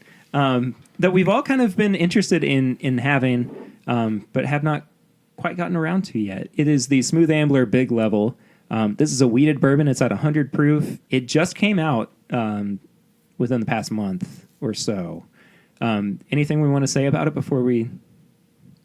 I personally have never had a Smooth Ambler product that I've been like, yes, this is for me. I like this. Do you remember that night I brought over the Yippee-Ki-Yay? Yeah, I did not like it at all. It was really bad. It tasted like perfume. Yeah. So I am excited to try this because I would like to say that there's a Smooth Ambler, something that I like. Yeah. Sorry, everyone from Smooth Ambler. I really try every time. I definitely sample other things, but just nothing has struck a chord with me yet. No. I don't like the label. Because they have this very generic... It's like you would see this on a wine. It's a very generic like a hospital depiction painting or of something. An oil painting of a landscape. Sure. And it just looked like, it should be on a wine. It's already in a wine bottle. In a doctor's office or something. The bottle reminds me of the Antique Collection. It does. It's got it's pretty much the same bottle. That same shape and that weighted bottom to it, too. But anyway... An Eagle Rare bottle. You do the honors. Let's do it. Actually, I wonder... Eagle Rare? Also, shout out to... I got this bottle secondhand from our buddy Mike Smith Who, no, Eagle Rare is a little bit taller. You sure? Without the cork? No, I I'm see. talking about the shoulders. I see. Like the shoulders come up higher than I the don't the think one so. zone. Really? Oh, maybe it is the same. Oh, it's the exact same bottle, guys. I think it is. It is the same if you put the cork in. Yep, same bottle. Bizarre. Okay, well, I mean, I guess there are only so many bottles to choose from when you're Well, if branding. you don't want to like make a new exclusive bottle. well, here's my thing with it. Whoa, okay, Oh, thanks. I'm sorry. No, I'm sorry. you're super generous. Thank you. It's a new thing, Look, so I didn't. I got this bottle secondhand, so That's nice of you. um, Perry gave a good pour. That's what I was exclaiming on. I mean, you can trade with Chad if you want. Nah. But- Nope. Nope. Chad, pour some more for yourself. If No, you would fine. like. It's funny. Last episode I did with Curtis, we reviewed a weeded bourbon. It was the Weller 12. So we've been on a bit of a weeded kick. Not a fan of the nose there, Sarah? That does not smell like a weeded bourbon. Okay. Didn't say I wasn't a fan. It just does not nose like a weeder. I'm not sure about the nose so far. Are you getting much of anything on the nose? I'm getting youngness. Okay. Youth? Youth. Youths. Youths. Youths. Yeah, I get a little like grassiness, like outdoorsy kind Yeah. of, and some musty and But there's not much. like to an old the log nose. So when you go camping. Wow. Yule log? Old log. Old log. Old log desserts. You know, kind of damp, kind of moldy. Yeah. Yeah, I see you that. sit on it when you're camping by a fire, and you just sit there because So That's this is what's not this is not that's what's around. we forgot chairs. You didn't bring chairs, so you just chill there. this is not Old Scout. So this is their own juice. This is theirs. Yeah.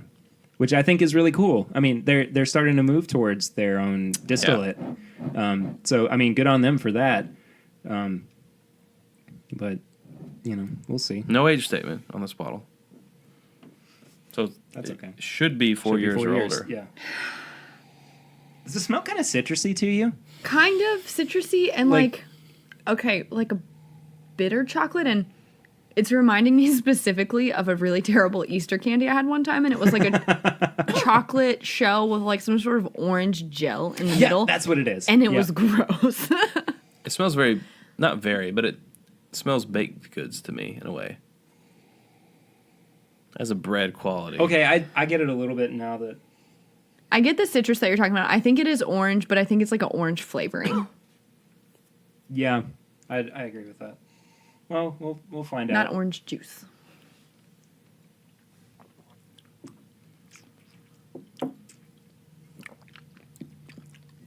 It does taste young. Spicy. It's hot. very hot. For a weeder. Not spicy, but hot. Yeah, which is really strange for a. And it's hitting me, yep, front of the tongue. You know, it's so strange. Did he tell you that Dixon Dedman told us that? Told you what? Pay attention to where you experience the most tingling and flavor Yeah. on your tongue, because the front, if someone blinded you with this, the front half is hot, like wheat, Yeah. and the back half is rye. And so when something goes to the back of your tongue, you know it's a rye mash bill. When Interesting. something goes to the front of your tongue, you know it's like a sweeter wheat mash bill. I'm learning something on my own show. Isn't that interesting? And you, when you taste it again, notice that like it really, I will say, it activates the front of your tongue. You know what? The finish is actually really nice. The on finish this. is nice. The youth is there. I don't know. I think I only have one pen. That's fine. I'll share. You got your own I have my own pen. You always bring your own 'Cause I'm a pen. graphic designer. Yep. There's a spider over there. I'm scared. You'll kill it later. Yeah, I'll kill it later. He's just hanging out right now. He's fine. Little spider. What's No. his name? Do we have a name for him yet? Why do you assume it's a him? Do we have a name for it? Charlotte. How original. What a web she weaves. Stevie the spider. No. I don't like it. So never pull fleshy piercings? Yes, Chad. Ew, that's disgusting. We've been over this before, Sarah. Okay, so yeah, the as Chad alluded to, our review system is a nose, palate, finish, and price, which we use the acronym Never Pull Fleshy Piercings. That's disgusting. Each category is out of 10, or excuse me, out of 5. Wow, out of 10, we're really changing up the game. Each category is out of 5, and at the end we total it up for out of 20. I didn't say that right, but that's okay. And then we let you know whether or not you should buy it. Price-wise, this is about $55. Okay. I did not pay this, of course, because I got it secondhand. But we'll, for Very the sake graciously. of this test, we'll Yes. assume that you paid It's $55. Have you guys had the Wilderness Trail bottled and bond yet? I own a bottle. I have not opened it yet. Okay, I should have brought it to compare it, or to compare this to it. It reminds me quite a bit of it in terms of like the baked goodsiness, but it does still maintain some of the. Actually, if you put this side by side with the Wilderness Trail, I don't know if I would be able to tell the difference between the two. Interesting. They're That both doesn't weeded. give me a whole lot of confidence. They're both weeded bourbons. So, you know, be that as it may. Sarah's very secretive about her results. I don't want him cheating on me. We do have to go back through a little bit to. Oh, I already finished.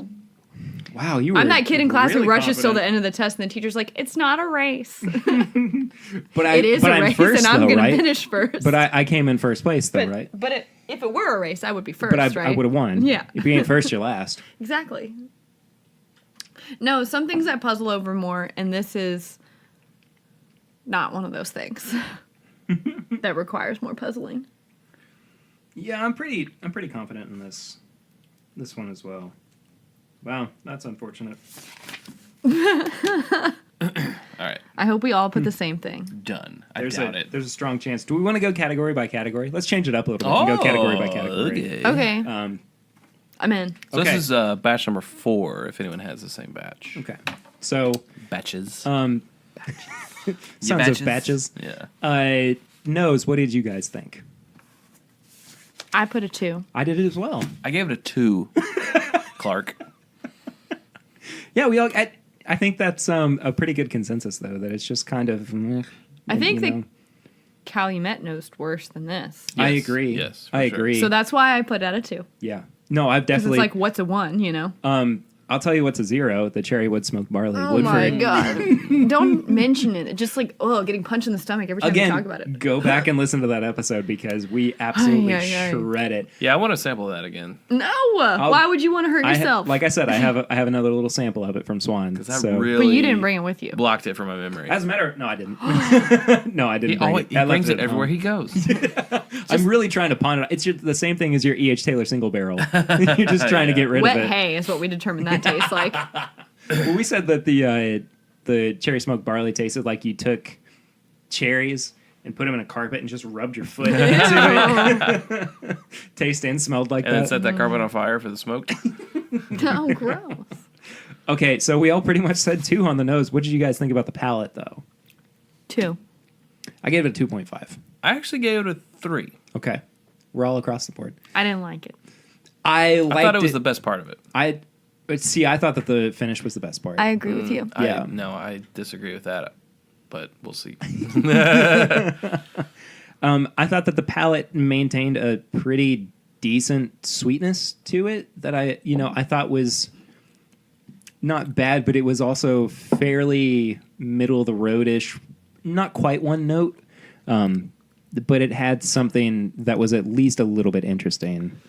I think To it's me. a really short palate. It immediately starts going to the finish, and the finish, I didn't really care for. I think that's really where you get the nose, and the finish is where I feel like I'm getting the youth. See, for me, the front end of the palate is where a lot of the youth is coming from. I experienced it the same as you. Yeah. Like, There you guys go again. I know, I don't know right? how this keeps happening. yeah. We're on the same page for Friends sure. forever. Yeah. BFFs. Aw, we should get shirts. bracelets. Or we can do shirts. You should get shirts with bracelets on it. Oh, geez. Yeah, I agree. I think the reason I scored the palette at a 2. Oh, hold that thought. Go ahead and say it. You know what? Before I go into my sentence. Yeah, You should have a bracelet with what do you call the little charm with the front half of a tongue, and you should have a bracelet with a charm with the back half of the tongue. And when you put them together, it forms a full tongue. That's Why wouldn't weird. it be one half of the tongue and the a That's the left full half and palate. the right half? Because that's not how you experience things. You experience things front, middle, back. It's gonna look weird, but we'll talk about this. They're going to do it, folks. They're going to do it. All right, go ahead. Or his can say spice and mine can say nice, and we put them together. It'll be quality suburban. And yours can say sugar. No, cheddar. oh, jeez. I'll say nutty. It'll just a solid tongue. With It doesn't one match zone. with anyone else's. It doesn't go with anyone One else's. zone and says nutty. Oh, man. Okay, we've Just really a pair of derailed two here. nuts Yeah, and it we says have nutty. Jeez. It's like the what is it that hangs off the truck back? nuts. Yeah, exactly. The bull testicles. We'll just Yeah, put okay. the little character from Ice Age on there, too. Nutty. the little squirrel. Squirrel. Yeah. I can't remember his name. Anyway. But yeah, I thought, like you, I gave it a 2 because I think the youth is on the front end of the palate. And I like it best when it goes into the finish. I do too. So that's why I gave the finish a 3. Wrong. I gave it a 3.5. Oh. You're more generous than me. I'm I hating was. today. We're talking about finish? Yeah. 2.5. Okay. So we're all in the rough. Yeah, like, I mean, we like- averaged a 3, So, which is mine. okay, what'd you guys give on the price though? Go ahead. 2? 2. 2. Yeah. So, did we all wind up with a total of 10? 9.5? 9. I had a 10. So, Oh, you're a 9. I'm a 9.5. You're a 10. yeah. Okay. So hardest, middle of the road. Most They generous. can't Most see you. generous. They can't see you pointing. I'm pointing at Sarah. Hardest, me. I was a middle tough of the road, critic. Perry, most generous. I was a tough critic on this one, and I think it's because I want to like a smooth Ambler product so bad, but I just don't. I don't know. Maybe I'm just like biased against it. I will say this is my favorite one that I've had, and if that speaks, It's not for me. I have a barrel pick, store pick from was the lion's share. Line Share. Oh, you Should I remember, try that again? Maybe Yeah, I should you try should. that Do you again. remember the rye pick that I'd brought over for you to try? I feel like I didn't like that either. Yeah. Oh, really? I remember not liking the Yippee-Ki-Yay, and I remember not liking that. I will say this. more recently had the rye pick. Boo though. Rye. Really? I actually like. Son of Boo Rye? No. Okay. Boo Rye. Have I had Boo Rye? I don't think I've had that. I don't know. I've seen it a lot recently, so Yeah. if you guys I've had some want a of. bottle, let me know and I can No, I have pick a it up bottle. for you. Oh, okay. Okay. Well, Just haven't opened it. yeah, fair enough. But yeah. Okay. Man, I was really excited about this. Sorry. I'm sad. Overall thoughts, though, I don't think that it's terrible. No. I really don't. I don't know if I'm going to go back to this anytime soon, though. And I was saying earlier that if I put it side by side with the Wilderness Trail, I wouldn't be able to distinguish the two. I was wrong. I was definitely wrong. I think that the Wilderness Trail is a much better product Really? than this is. Interesting. I think that the Wilderness Trail is more drinkable. It's more approachable. It does also maintain a little bit of youth, but it's not going to. I mean, we all kind of cringed a little bit with this one. It doesn't have the same cringiness. I've heard good things about it. Yeah, I really did like it. This, though, take it or leave it. Okay, so we finished up our review, and we're going to move into our infamous segment, Tips and Bits. Chad and Sarah, what tips and bits do you have for this? You want to go first? Or you want me to go first? I'll go first. Let's see. Well, I guess we're talking about. I'll go ahead and talk about some shows first. Really digging Westworld. You know, watching that every week. A little bit behind. Super good. I would recommend The Handmaid's Tale to anyone who has Hulu, unless you want something happy and lighthearted, and then don't watch it. If you want something happy and lighthearted, I've just been. I've never seen The Office all the way through, so I'm working my way through that. And How close are you to being done? I'm in season 7 of 9. Is that right? So you're getting there. Yep. But I was watching it last night on cable, which was farther ahead than what I'm watching. And like there was a scene where Jim and Pam fight, and because I'm actually in the season where they're okay, and I just randomly saw this scene where she's crying and they're fighting, and it made me just start crying. And I think it was because like it's Jim and Pam. You guys can't do this to me. This is out of nowhere. What's happened? Yeah. Spoilers for season 9 of The Office. Once it gets there, it's a real rough time. I mean, it does. I was it not hurts. prepared for it. I was like, this is not the show I signed up to watch.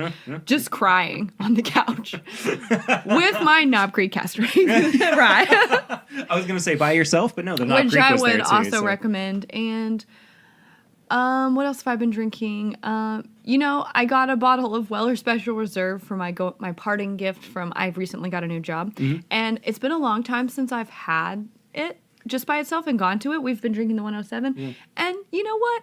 It's just a really good. Like I was painting last week, and I was like, this is something I can casually drink while I'm painting and not be like I'm wasted face down and paint.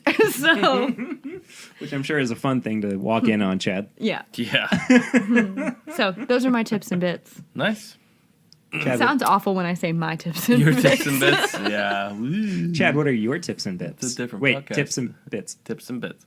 Well, I think last time I was on, I recommended a show that I hadn't watched, but I thought I would like. And you that was didn't like Final it? Space. I do like it. Oh, so okay, that's good. I will officially recommend Final Space on TBS or the TBS app. And I just want to recommend again, Nerdist changed names to the ID10T podcast. Okay, I didn't know that. Yeah. So they're the ID10T because Legendary bought Nerdist and he would have had to have paid the money to continue using the Nerdist name, so he just switched names. But it's the same exact show. They even kept the show numbering, which is good because they were almost getting to 1,000. I'm like, no, you can't start again. That would literally kill In the Chad 900s. to start It's again. it's like when they start like Action Comics over from number 1 Exactly. again. But Ugh. then they're like, no, but we're almost to the 1,000th issue. Like Exactly. it's not. No, Yeah. don't do kills that to me. me. It's just he's say what you will about Chris Hardwick, but he's just a really good conversationalist, and I think that is a skill to have. To never have a well, what should we talk about now? It really is. Moment that never happens in his podcast. He always knows where to go next. He always has something queued up, and I think that is a skill that is overlooked. So I wish I had that. yeah, I recommend the ID. I do too. ID10T podcast. Cool. I have a couple of things to recommend. The first one is I've been I cannot stop talking about it on the show for whatever reason, but Arrested Development. The newest season just came, or the first half of the newest season just came out. And in tandem with that, I've been listening to the Hop-Ons podcast, which is just an Arrested Development review show. Those guys are actually going to be on the show in a couple of weeks too. On This Is My Bourbon podcast, where we're just going to drink bourbon and talk about Cool. Arrested Development That's awesome. for the sake of There's always money in the banana doing stand. something. Yeah, definitely. I just blew I myself. heard some negative things about Jeffrey Tambor lately, though, that kind of really bummed me out. I I saw the interview, or I listened to the interview that they did with. Don't want to get into it too much here, but that interview actually really upset me. It was a like, sucky interview. It was brutal. It was awful. And I always had Jason Bateman and even Tony Hale, who just seems like this innocent creature in pretty high regards. And after that whole thing, it really kind of soured me towards their towards their character. It's unfortunate that they took the stances that they did, but I think that they've probably learned a very valuable lesson, which is to think before you speak about not only what you're saying, but who you're affecting. Yeah. And I think it's, And they've apologized for what they said. It was too. so icky. Yeah, and I don't want to get too deep into We it won't. either. They apologized for it and everything, but this is not the place for No. So, talking sorry, about I those shouldn't have kind brought of- it up. No. It's okay. It's just like it's such It was top of mind. It's such a touchy subject. Sure. And the reaction, especially from Jessica Walter, who plays Lucille on Arrested Development, her reaction to the whole thing, she openly was crying Yeah. And that's always during just the so interview. hard. I mean right?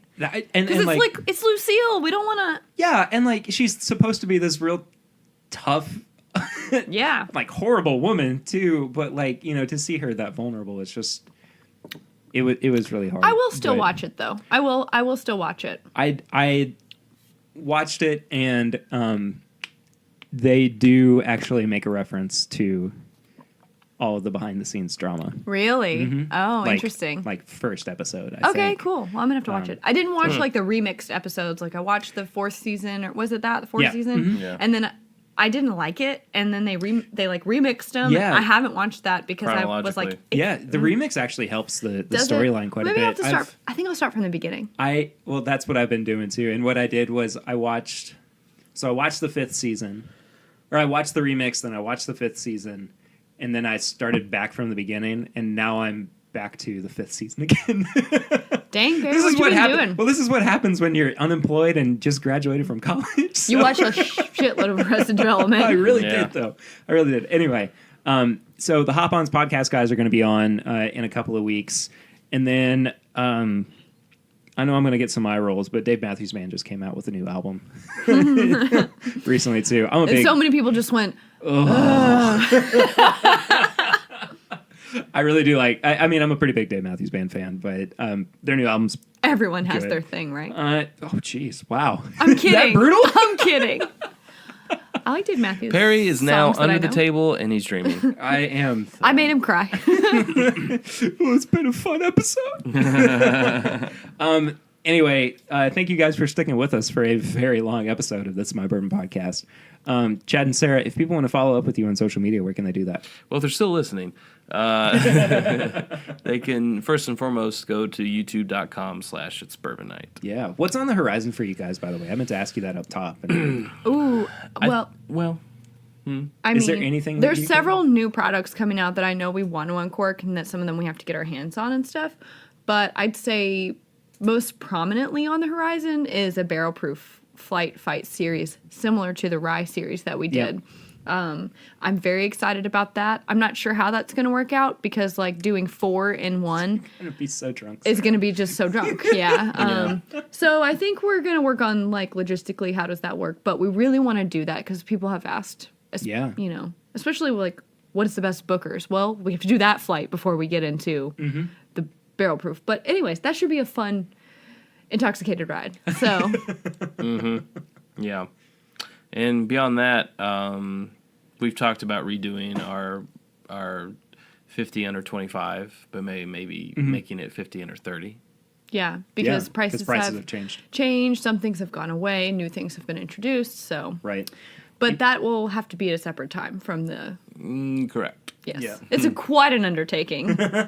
Yeah. And you guys are still doing like your Sunday live streams. We do live stream every and Sunday. everything. Yep. Occasionally it'll be on a Saturday or something, depending on an event or Yeah, we want to a get on holiday location or as much as something. possible, but that's a work in progress, a ramp up for the live stuff. So Yeah. Yeah, for sure. show people what's around here. So And then you're at It's Bourbon Night on social media. add It's too, Bourbon right? Night on social media. Like you said, we've got the YouTube channel most prominently. Go watch, especially that Old Crow Reserve video. Like I said, it's linked below. Yep. And then, yeah, we got our Patreon. Patreon.com/It's Bourbon Night. Lots of things going on there. We took a poll about what should be in our barrel proof flight. That was fun. Yeah. Amazon.com/shop/It's Bourbon Night. Yeah, you just drank out of a Tribeca glass, which is on that list. I did. I love these glasses. Ooh, I gotta show you the baby bottle, like, grass stick drainer that I bought Chad for his. That sounds really weird. It's a, I know what you're talking about. like, but it's a dish drying Looks like grass. tool that Tool? is specifically made to hold baby bottles upright, but works incredibly well for small sample bottles, Glencairns, things like that. It's a lifesaver compared to just like putting it on a drying mat Sure. and hoping that it doesn't fall over because they all fall over. oh, yeah, always. Yeah. Every So, time. anyways, I that's want all- another. I'm gonna put that on Should there. put that in tips and bits. Tips and bits. Go buy one of those. It's like $12. It'll change your life when it comes to drying your glassware. I'm not kidding you. It's amazing. Yeah. I might have to get one. I think you should. Yeah, I probably should. Yeah. Anyway. If you want to follow us on social media, we are at My Bourbon Pod on Instagram, Twitter, and Facebook. You can send us emails with questions and comments and suggestions, I guess, at thisismybourbonshop@gmail.com. Chad's stroking his mustache in a very strange manner, inward instead of outward. I know. It's against the grain. What else? If you want to become a patron of our show as well, you can head to patreon.com/mybourbonpodcast for as little as $1 a month. What else? Thank you all for listening. Give us a 5-star rate and review on Instagram, on iTunes or Google Play or whatever you're listening to. I don't think you can't even rate on Instagram. Just Instagram. go So on there and like him. This has been a really long episode on a very early afternoon on a Saturday. Anyway, thank you all so much for listening. Next week, I'm going to be digging into an archive episode with my dad and my brother. That's that's an interesting and fun episode, so be on the lookout for that. But until then, I'm Perry, and this is My Bourbon Podcast.